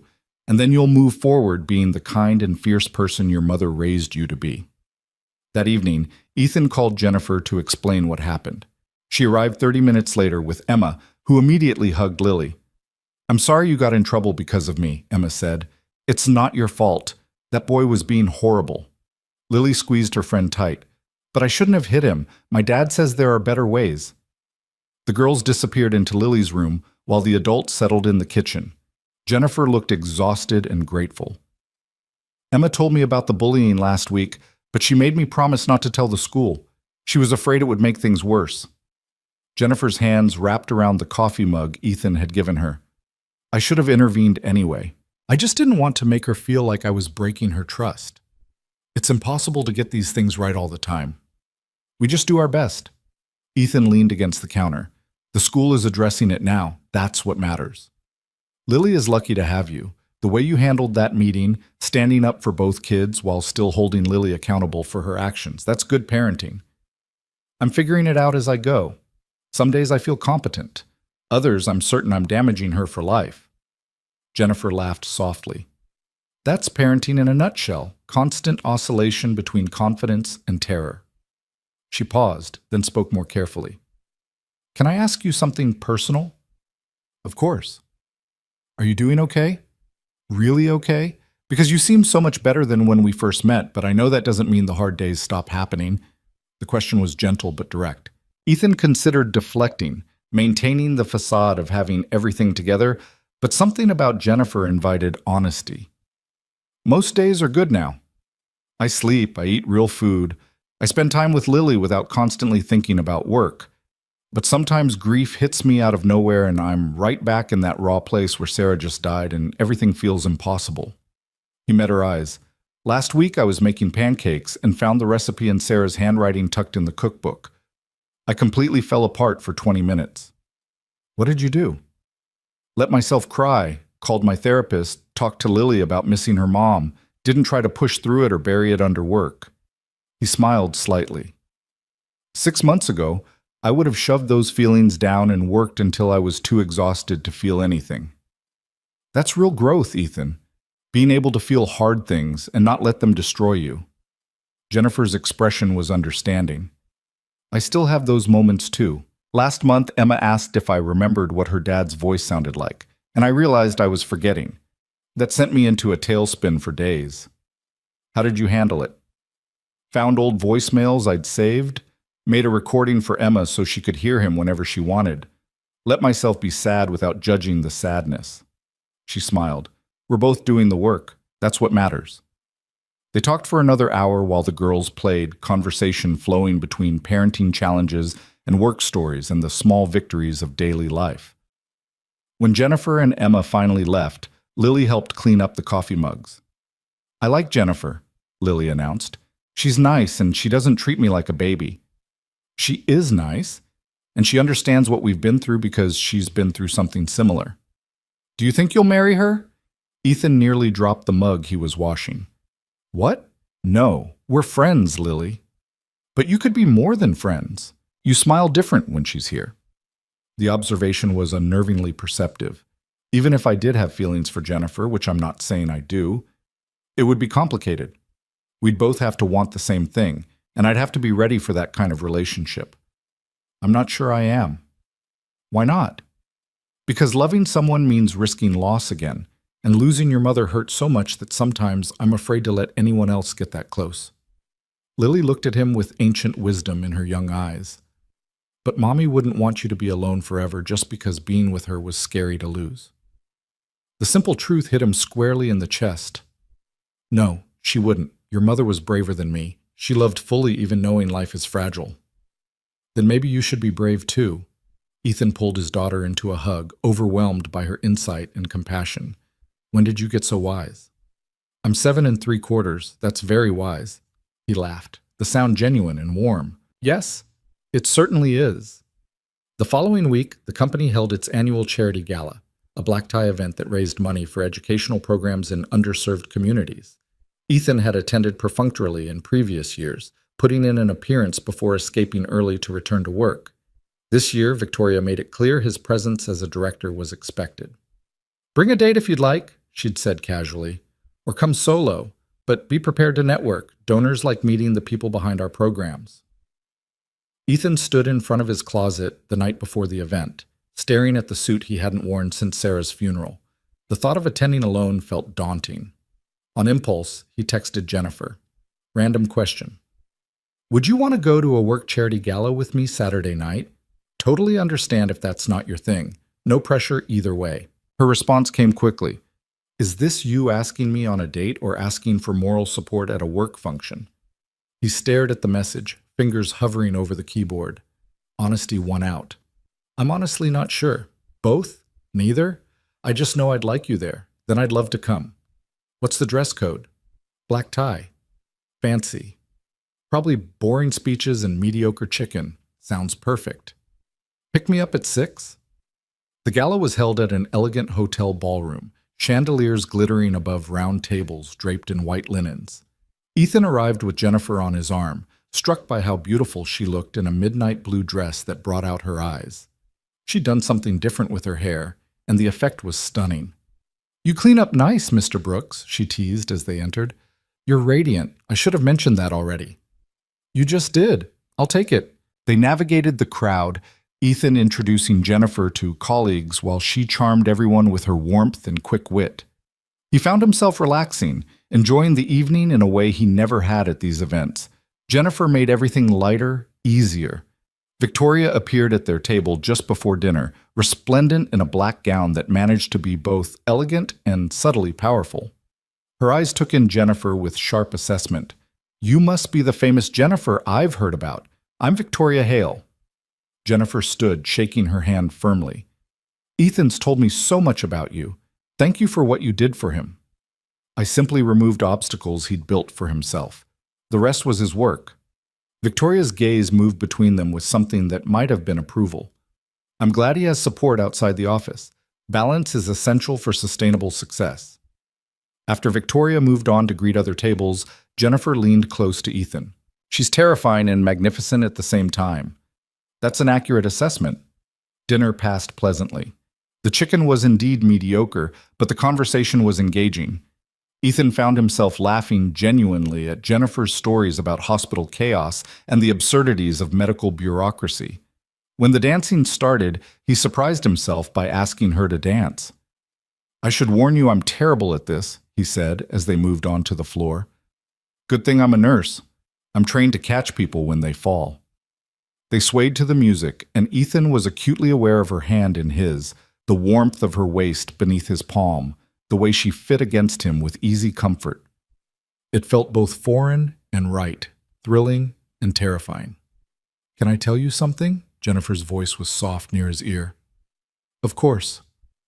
I think I might be developing feelings for you, real feelings, and I wanted to be honest about that before we got any further into whatever this is becoming." Ethan's heart hammered against his ribs. "I think I might be developing feelings for you too, and that scares me." "Because of Sarah? Because losing her nearly destroyed me. Because I'm terrified of loving someone and losing them again. Because I have a daughter whose heart would break if I brought someone into our lives and it didn't work out."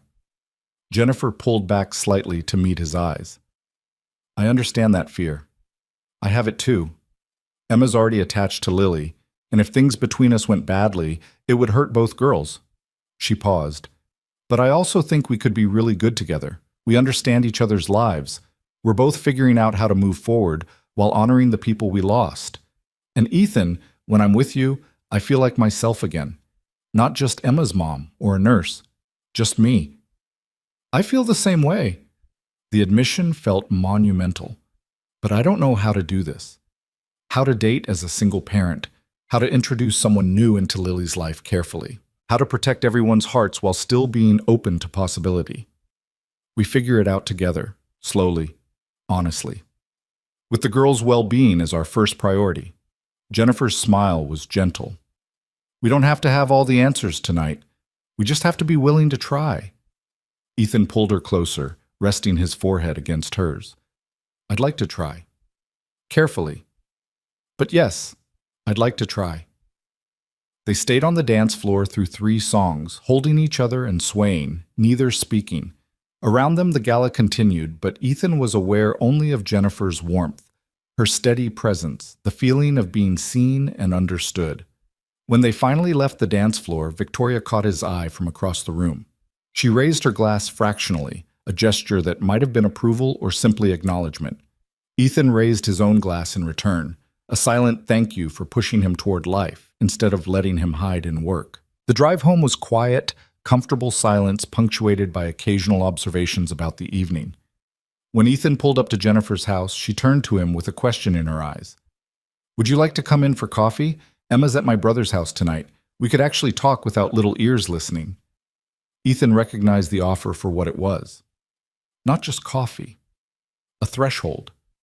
A choice to move forward or maintain safe distance. His instinct was to decline, to protect himself from the vulnerability of deepening connection. But he thought about Lily's words, about being brave, about Sarah, who had loved fearlessly despite life's fragility. "I'd like that." Jennifer's living room was warm and lived in, filled with photos of Emma and personal touches that spoke of a life slowly rebuilt after loss. They settled on the couch with coffee neither of them really wanted, the air charged with possibility and nervousness. "I should probably tell you about David," Jennifer said, "Emma's father, so you understand what you're potentially getting into. Only if you want to share. We were high school sweethearts, married at 22, had Emma at 24. He was brilliant and kind and completely unprepared for fatherhood." Jennifer's smile was sad but fond. "We struggled those first few years, the sleepless nights, the financial pressure, the loss of our pre-baby identities. We fought more than we should have, but we were working through it, getting to a better place." She paused, gathering herself. "The heart defect was congenital. Nobody knew. He just collapsed one morning while getting ready for work. By the time the paramedics arrived, he was gone. Emma was 3, too young to really understand, but old enough to know something terrible had happened." "I'm sorry, that's devastating." "It was. For a long time I was angry, at him for leaving even though it wasn't his fault, at myself for the fights we'd had, the time we'd wasted being frustrated with each other, instead of appreciating what we had, at the universe for being so randomly cruel." Jennifer met his eyes. "But I've worked through most of that anger. What I'm left with is gratitude for the time we had, and determination to live fully with whatever time I have left." "That's beautiful. And brave." "It's survival, same as what you did." She set down her coffee cup. "I'm telling you this because if we're going to explore something between us, you should know that I come with baggage. Emma has abandonment issues. I have trust issues. We're both healing, but not healed. It's messy. I have baggage too. Grief I'm still processing. Lily, who asks pointed questions about my love life. A tendency to throw myself into work when emotions get overwhelming." Ethan reached for her hand. "We're both messy. Maybe that's okay. Maybe it is." They talked until past midnight, sharing stories about their late spouses, their children, their fears and hopes. Jennifer told him about the first year after David's death, working herself to exhaustion while Emma grew increasingly anxious. Ethan shared about the night Victoria fired him, the terror and eventual relief of having his self-destruction interrupted. "She saved your life," Jennifer observed. "She did, in the most uncomfortable way possible." Ethan smiled. "I was furious at the time, humiliated, convinced she was destroying everything. It took weeks to understand she was actually saving me from myself. That's real friendship, caring enough to do the hard thing instead of the comfortable thing. Have you had someone like that? Someone who intervened when you needed it?" Jennifer nodded. "My best friend Rachel. She's a therapist. After David died, I pushed everyone away, but Rachel just kept showing up, bringing food I didn't eat, sitting with me while I cried. Watching Emma when I couldn't function, she refused to let me isolate completely." Her voice thickened with emotion. "I don't think I would have survived that first year without her." "Where is she now?" "She moved to Oregon 2 years ago for a job opportunity. We talk every week still. She's been cheering me on as I've started to consider dating again." "What does she think about me?" Jennifer laughed. "I haven't told her about you specifically yet, but she'd like you. She values emotional intelligence and genuine kindness. You have both." When Ethan finally left at 1 in the morning, it was with a gentle kiss on Jennifer's doorstep, sweet and tentative and full of promise. Driving home, he felt a complex mix of exhilaration and fear. He was stepping into unknown territory, risking his heart again after protecting it so carefully. His phone buzzed at a red light. A text from Jennifer. "Thank you for tonight, for being honest, for being willing to try. Thank you for being patient with me while I figure out how to do this. We'll figure it out together. That's the whole point." At home, Ethan paid the babysitter and checked on Lily. She was fast asleep, sprawled across her bed with her stuffed elephant tucked under one arm. He adjusted her blankets, kissed her forehead, and allowed himself to imagine a future where their family expanded to include Jennifer and Emma. The thought was terrifying and wonderful in equal measure. The next morning, Lily appeared in the kitchen while Ethan was making breakfast, her hair a wild tangle and sleep still in her eyes. "How was the party?" "It was nice. Good food, interesting conversations. Did you have fun with Jennifer? Ethan flipped a pancake, buying time to formulate his response. I did. Actually, I wanted to talk to you about that. Jennifer and I are thinking about spending more time together. Just the two of us sometimes, not always with you and Emma.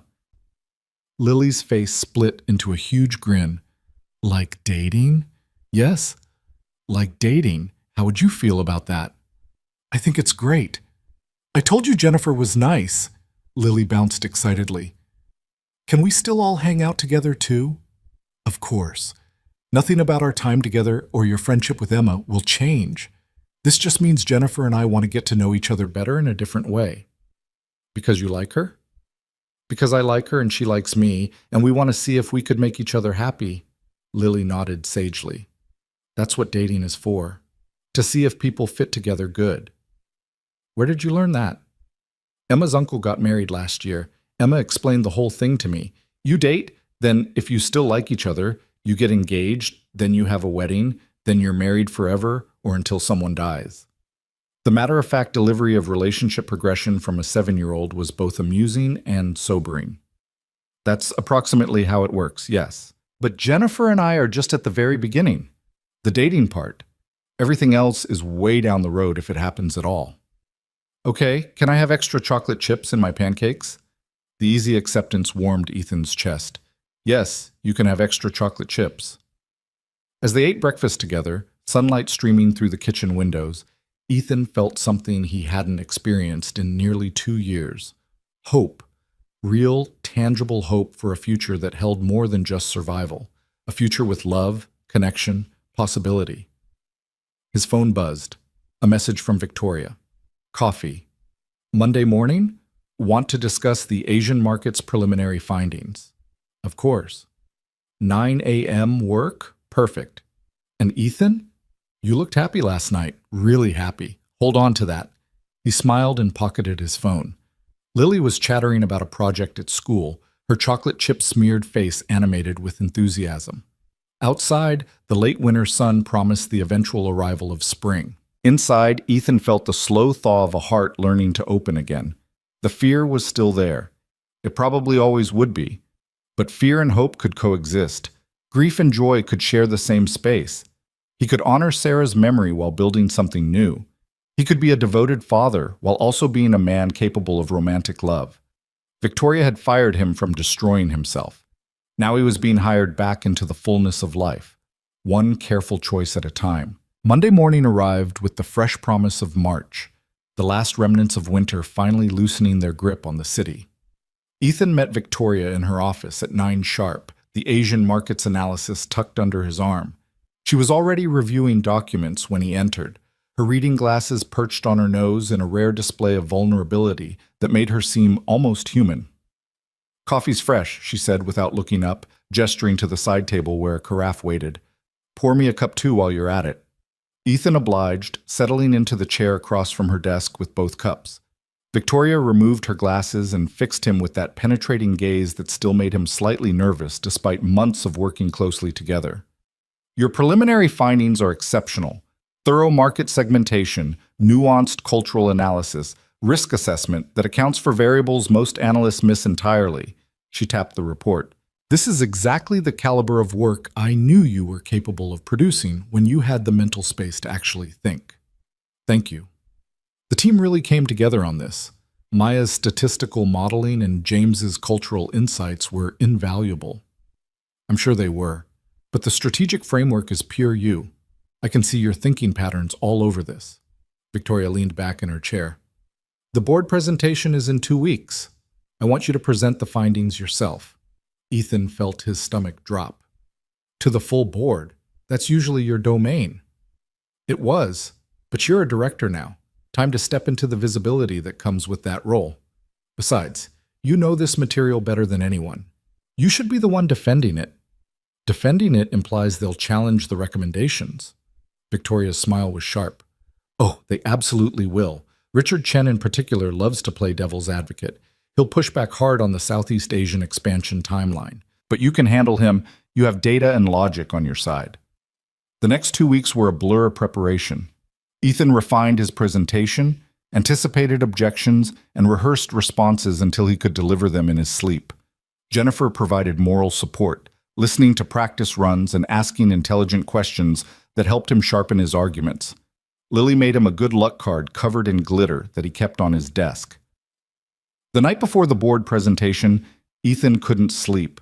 He lay in bed staring at the ceiling, anxiety churning in his gut. His phone buzzed at midnight. Victoria. Stop overthinking. You know this material cold. Trust yourself. How did you know I was awake? Because I remember my first board presentation. I was terrified, convinced I'd humiliate myself. Instead, I discovered I was capable of more than I believed. What if I freeze up there? Then you take a breath, look at your notes, and continue. They're humans, Ethan. Powerful humans with financial influence, but still just humans. They make mistakes. They have insecurities. They're not infallible gods. Easy for you to say. You command every room you enter. I learned to command rooms. It wasn't innate. And you're learning too. Now stop catastrophizing and get some sleep. Ethan smiled despite his nerves. Thank you, Victoria, for everything. Not just tonight, but the past 9 months. You've earned every opportunity you've been given. Remember that tomorrow. The boardroom was intimidating, all dark wood and leather chairs and walls lined with portraits of previous company leaders. 12 board members sat around the massive table, their combined net worth probably exceeding a small nation's GDP. Victoria sat at the head perfectly composed, her expression giving nothing away. Ladies and gentlemen, our Director of Strategic Innovation will present his analysis of potential Asian market expansion. She nodded to Ethan. The floor is yours.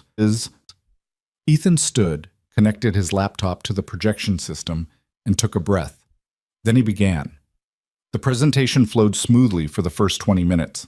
He walked through market data, demographic trends, competitive landscapes, and regulatory environments. His voice remained steady, his arguments clear. He could see some board members nodding, making notes, leaning forward with interest. Then Richard Chen raised his hand. Your timeline for Southeast Asian entry seems aggressive. You're proposing initial market testing within 6 months, but you've identified significant regulatory hurdles that typically take 9 to 12 months to navigate. How do you reconcile that discrepancy? Ethan had anticipated this exact question. Excellent point, Mr. Chen. The timeline assumes we're pursuing partnership strategies with established regional players who've already navigated those regulatory frameworks. Rather than building from scratch, we'd be leveraging existing infrastructure and compliance systems.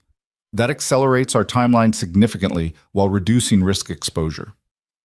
And if those partnership negotiations fall through, then we shift to the contingency timeline outlined in Appendix C, which extends the launch window to 14 months but maintains profitability projections. The partnership approach is optimal, but not the only viable path. Richard smiled slightly, a predator acknowledging worthy prey. Good answer. The questions continued, some challenging, others clarifying, all demanding deep knowledge of the material. Ethan fielded each one, occasionally referencing his notes, but mostly speaking from genuine understanding of the analysis his team had produced. He watched Victoria from the corner of his eye, saw the faint approval in her expression. After 45 minutes, the questions ceased. Victoria stood. Unless there are additional concerns, I'd like to call for a preliminary vote on proceeding with the proposed strategy. All in favor? 11 hands rose. Only Richard abstained, though his expression suggested thoughtful consideration rather than opposition. Motion carries. Mr. Brooks, excellent work. Please coordinate with Maria to begin implementation planning. Victoria's tone was all business, but her eyes held warmth. You're dismissed. Outside the boardroom, Ethan's hand shook with adrenaline release. He'd done it. He'd presented to the board, defended his work against serious challenge, and earned their approval. The impossible had become reality. His phone buzzed. Jennifer. How did it go? I think I just became a real director. Never doubted it for a second. Celebration dinner tonight? My place. I'm cooking. Perfect. I'll bring wine. That evening, Ethan arrived at Jennifer's house with flowers and an expensive bottle of red he'd stopped to purchase specifically for the occasion. She answered the door in jeans and a soft sweater, her feet bare, her smile genuine and warm. Congratulations, Mr. Director. She accepted the flowers with a kiss that lingered just long enough to make his heart race. The girls are having a movie marathon in Emma's room. We have the kitchen to ourselves. Dinner was simple but perfect. Roasted chicken, vegetables, conversation that flowed as easily as the wine. They'd been officially dating for 6 weeks now, a careful progression of dinners and coffee dates and family outings with the girls. It felt natural, unforced, like pieces sliding into place with gentle inevitability. "I need to tell you something," Jennifer said as they cleared dishes. "And I'm nervous about how you'll react." Ethan felt tension creep into his shoulders. "Okay?" "The hospital offered me a promotion. Shift supervisor for labor and delivery. Better pay, better hours, more stability. But it means evening shifts 3 days a week instead of my current schedule." "That sounds like a great opportunity. Why would I react badly?" "Because it means I'd need more help with Emma. My brother can cover some nights, but not all of them. And I don't want you to feel pressured to step into a parenting role before you're ready." Understanding dawned. Ethan set down the dish he was holding and turned to face her fully. "Jennifer, I care about Emma. Not just because she's your daughter or because she's Lily's best friend, but because she's a smart, funny, kind kid who deserves support. If you need help with her occasionally, I'm happy to provide it. That doesn't feel like pressure. It feels like being part of each other's lives." Relief washed across Jennifer's face. "You mean that?" "I do. Lily would be thrilled to have more time with Emma. And honestly, I like the idea of our families blending naturally instead of keeping everything compartmentalized." Jennifer kissed him properly then, deep and grateful and full of emotion. When they broke apart, her eyes were wet. "I'm falling in love with you, Ethan Brooks. I've been trying not to rush it or scare you away, but I need you to know." The words hung between them, momentous and terrifying and wonderful. Ethan pulled her close, his heart hammering. "I'm falling in love with you too. It scares me, but it also feels right in a way I didn't think was possible again." They stood in her kitchen holding each other while laughter from the girls' movie marathon drifted down the hallway. This was what life could look like, Ethan realized. Blended families, shared responsibilities, love built on mutual understanding and respect. It wouldn't be perfect. There would be challenges, moments of doubt, negotiations about schedules and boundaries. But it would be real and worth fighting for. Spring arrived in earnest, bringing warmer weather and a sense of renewal. Ethan's Asian markets project moved into implementation phase, his team working efficiently within reasonable hours to execute the strategy the board had approved. He left work at 5 most days, spent evenings with Lily, and carved out time for Jennifer several nights a week. Victoria's brother Daniel had maintained his sobriety and financial recovery for 4 months now, attending meetings regularly and rebuilding his life with slow, steady progress. He'd started a job in accounting, modest but stable, and was living in a small apartment he could actually afford. Victoria remained cautiously optimistic, her relationship with Daniel tentative but healing. "He called me yesterday," Victoria told Ethan during one of their regular check-in meetings. "Not to ask for anything, just to talk, to tell me about his week. It was the first time in years he's contacted me without needing something. That's real progress." "It is. And terrifying, because I want to believe he's truly changed, but history suggests—" She trailed off, vulnerability flickering across her usually controlled features. "Hope and caution can coexist," Ethan said gently. "You can support his recovery while protecting yourself from potential disappointment. That's not cynicism, it's wisdom." Victoria smiled. "When did you become so insightful about human behavior?" "I have an excellent therapist and a boss who modeled healthy boundary setting. I'm not your boss anymore. We're colleagues now." The shift in dynamic had been subtle but significant. Victoria still commanded authority, but she also invited collaboration, valued Ethan's perspective, and treated him as an equal partner in strategic planning. It was a professional relationship built on mutual respect rather than hierarchical power. In late April, Jennifer's promotion became official. The celebration dinner included both families, the 4 of them squeezed around Jennifer's dining table with pizza and cake and chaotic conversation. Emma and Lily presented their mothers with handmade cards declaring them the best moms ever, which prompted tears from both women. After dinner, While the girls played outside in the fading daylight, Ethan and Jennifer sat on her porch steps watching them. "This is good," Jennifer said softly. "Us. Them. This whole messy, complicated, beautiful situation we're building." "It is." Ethan took her hand. "I know we've been taking things slowly, but I want you to know I'm serious about this. About us. About building a future together." "I'm serious too. Terrified, but serious." "What terrifies you?" Jennifer was quiet for a moment, gathering her thoughts. "That we're both still grieving our first loves. That we might be substitutes for each other instead of genuine connections. That our kids might get hurt if this doesn't work out. That I'm not enough because I'm not Sarah." Ethan turned to face her, cupping her face gently. "You're not Sarah. You're Jennifer. Completely different people with different strengths and qualities and ways of loving. I love Sarah with everything I had. Her death nearly destroyed me. But loving her doesn't mean I can't also love you. My heart is big enough for both." "How do you know that?" "Because Sarah would want me to be happy. She told me so right before she died. She made me promise I wouldn't spend the rest of my life alone out of some misguided loyalty to her memory." Ethan's voice thickened. "It took me almost 2 years to understand what she meant. That honoring her doesn't require staying frozen in grief. It requires living fully, the way she would have wanted me to."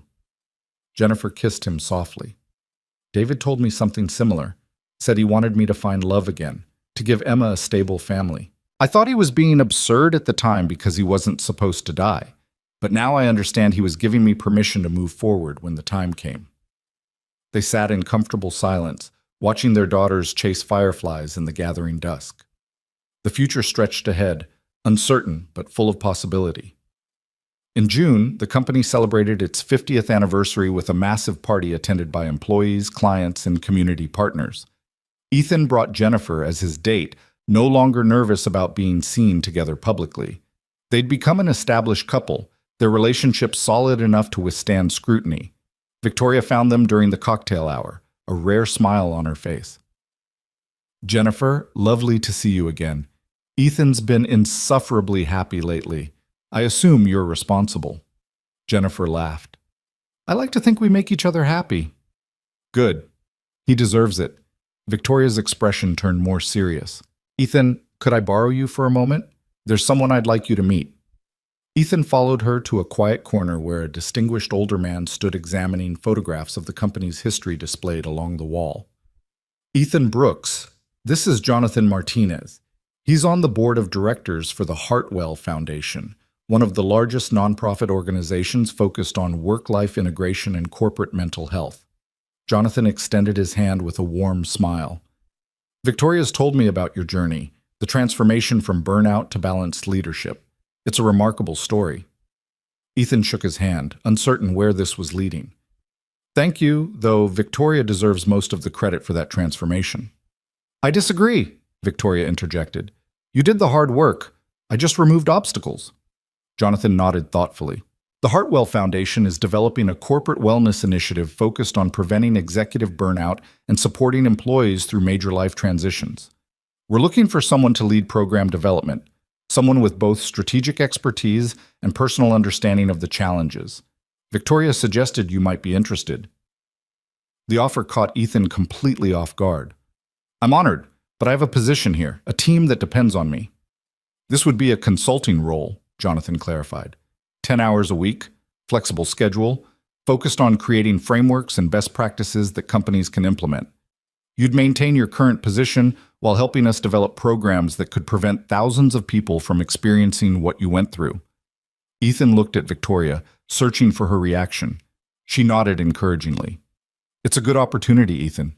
Meaningful work that aligns with your values and expertise. And it wouldn't interfere with your responsibilities here. I've already discussed it with the executive team. We're supportive. Can I think about it?" "Of course." Jonathan handed him a business card. "Take a week. Talk it over with your family. Then let me know if you're interested in discussing details." That night, Ethan described the offer to Jennifer while they walked through the park near her house, the girls having fallen asleep in the car on the drive home from the party. "It sounds perfect for you," Jennifer said, "using your experience to help others avoid the same mistakes. creating systemic change instead of just surviving personally. But it's more responsibility, more time commitment. What if I fall back into old patterns? You won't. You know the warning signs now. You have support systems. And Ethan, this isn't about proving your worth through overwork. This is about meaningful contribution that fits within your existing boundaries. She was right, and he knew it.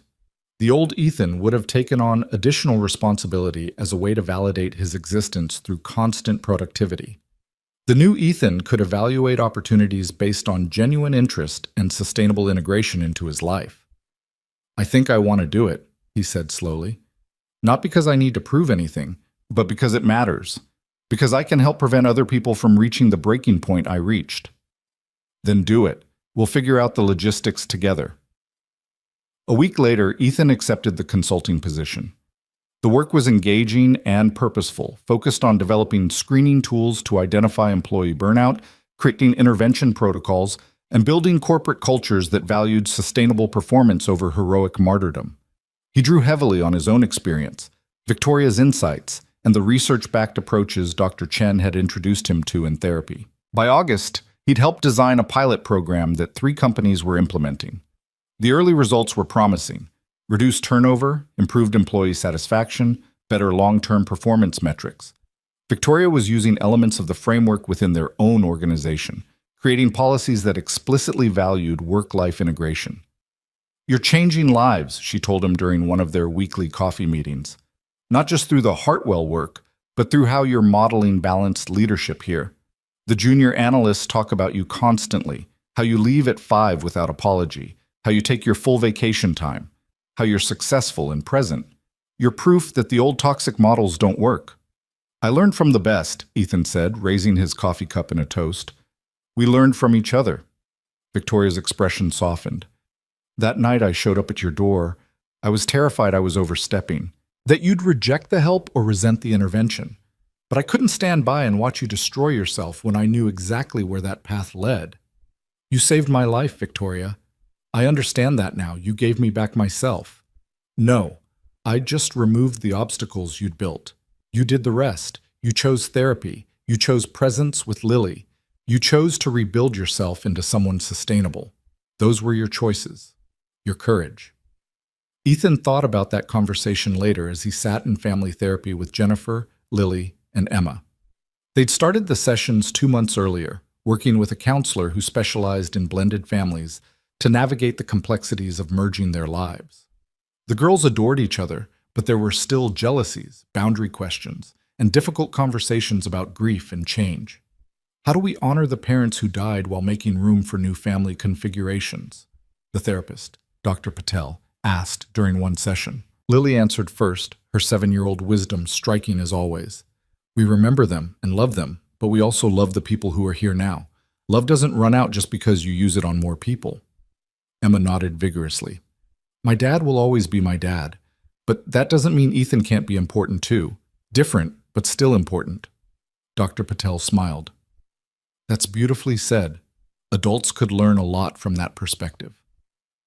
By September, nearly a year after Victoria had knocked on his door at midnight, Ethan's life had transformed so completely that the man he'd been felt like a stranger. He worked meaningful hours on projects that mattered. He was present and engaged with Lily, attending school events and helping with homework and knowing her friends' names. He had a relationship with Jennifer that deepened daily, built on honesty and mutual support and genuine affection. He was making a difference through his consulting work, creating frameworks that would help thousands of employees avoid the burnout that had nearly destroyed him. On a Saturday morning in late September, Ethan woke to find Lily standing beside his bed, a serious expression on her young face. "Daddy, I need to ask you something important." He sat up, immediately alert. "What is it, sweetheart?" "Are you going to marry Jennifer?" The question was direct and unambiguous. Ethan took a breath, choosing his words carefully. "I don't know yet. Marriage is a big decision. Why do you ask?" "Because if you are, I want to help pick the ring. Mommy would want me to make sure it's pretty." Ethan felt tears prick his eyes. "You think Mommy would be okay with me marrying Jennifer?" "I think Mommy would want you to be happy. And Jennifer makes you happy. I see it on your face." Lily climbed onto the bed, settling beside him.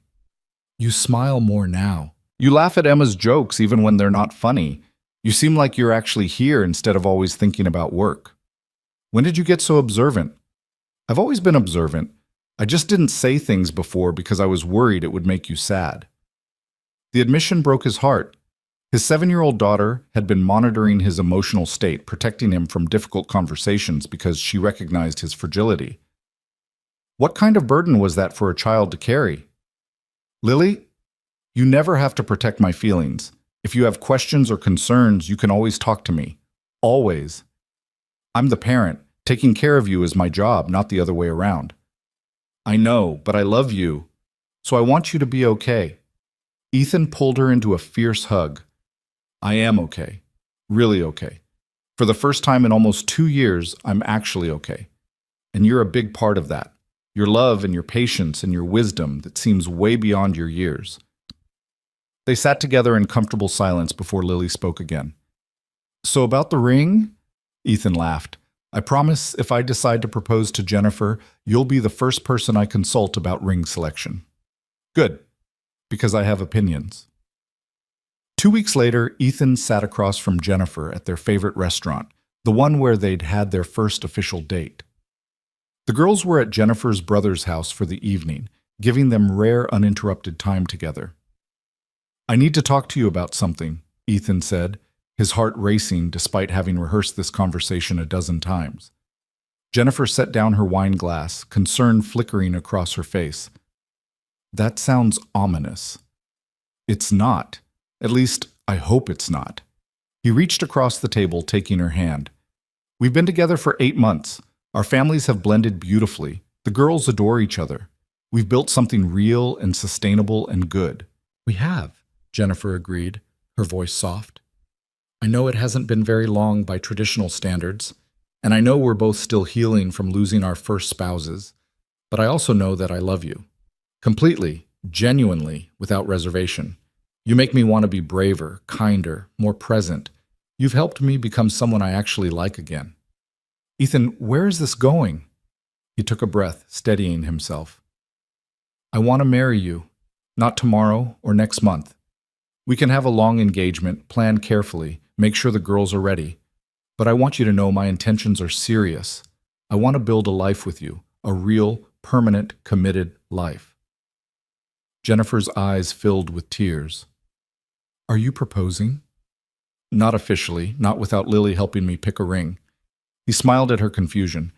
She insisted she be consulted, something about making sure her mother would approve of my choice.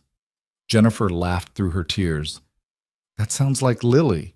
So I'm asking if you'd be open to the idea. If someday, when the timing feels right for everyone, you'd consider marrying me. Yes. Jennifer squeezed his hand. Yes, I'd consider it. I'd more than consider it. I love you, Ethan. I want to build a life with you too. They sat in the restaurant holding hands across the table, both crying happy tears while other diners pretended not to notice. It wasn't a traditional proposal, but then nothing about their relationship had been traditional. They were two people who'd loved and lost, found each other in grief's aftermath, and chosen to build something new without forgetting what came before. 3 months later, in mid-December, Ethan officially proposed on the anniversary of the night Victoria had fired him. He'd planned it carefully with Lily's enthusiastic input. The 4 of them were decorating Jennifer's Christmas tree when Ethan pulled out the ring box. Lily had indeed had strong opinions about the design and got down on one knee. Jennifer Martinez, you've made this year the best of my life. You've loved me and Lily with patience and generosity. You've shown me that my heart is big enough to hold both grief and joy. Will you marry me? Jennifer's hands flew to her mouth, tears streaming. Yes, yes, of course, yes. The girls erupted in squeals of delight, jumping up and down and hugging each other. Ethan slipped the ring onto Jennifer's finger, then pulled her into a kiss while Lily and Emma cheered. That evening, after the girls had finally exhausted themselves and fallen asleep on the couch, surrounded by wrapping paper and ornament boxes, Ethan and Jennifer sat in her kitchen drinking hot chocolate. I can't believe this is real, Jennifer said, admiring the ring on her finger. A year ago, I was alone and convinced I'd never feel this way about anyone again. A year ago, I was working myself to death and calling it dedication. Ethan pulled her close. It's amazing what can change when you let people help you. His phone buzzed, a text from Victoria. Saw the Facebook announcement. Congratulations, you've earned every bit of happiness you've found. Thank you for everything. Starting with that midnight firing, best management decision I ever made. Though let's be clear, you did the hard work. We learned from each other. We did. Merry Christmas, Ethan. Merry Christmas, Victoria. Ethan set his phone down and looked around Jennifer's house, at the crooked Christmas tree they'd decorated together, at the girls asleep on the couch, at the woman he loved sitting beside him. Outside, snow had begun to fall, blanketing the world in quiet white. A year ago, he'd stood in his doorway, staring at Victoria in shock and terror, certain his life was ending. He'd been wrong. His old life had been ending, the life of exhaustion and grief and barely controlled chaos. But from those ashes, something better had emerged, a life of presence and connection, of sustainable success and genuine joy, of love that honored the past while embracing the future. The knock that had seemed like destruction had actually been salvation. Victoria had fired him from survival mode, and in doing so, had hired him back into the fullness of living. She'd given him the greatest gift possible, the chance to become someone whole again, someone capable of loving and being loved, someone who could look at his daughter and his fiancée and feel gratitude instead of just guilt.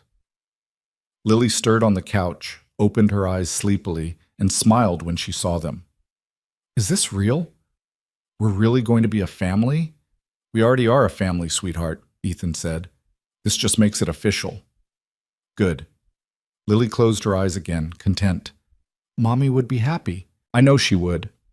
Ethan believed that too. Sarah would want this for him, would celebrate his healing, his growth, his capacity for continued love. She'd want Lily to have the stability of a blended family, the joy of a sister friend, the gift of watching her father choose happiness instead of martyrdom. As Jennifer rested her head on his shoulder and the girls slept peacefully nearby, Ethan felt the final pieces of himself click into place. He was no longer the ghost who'd existed on 4 hours of sleep and pure adrenaline. He was a father, a partner, a leader, a consultant making meaningful change. He was someone who'd been broken and had chosen to heal, someone who'd been saved by an uncomfortable intervention and had used that salvation to build something beautiful. The night he was fired had been the night he finally started living, and he would spend the rest of his life grateful for the woman who'd cared enough to fire him.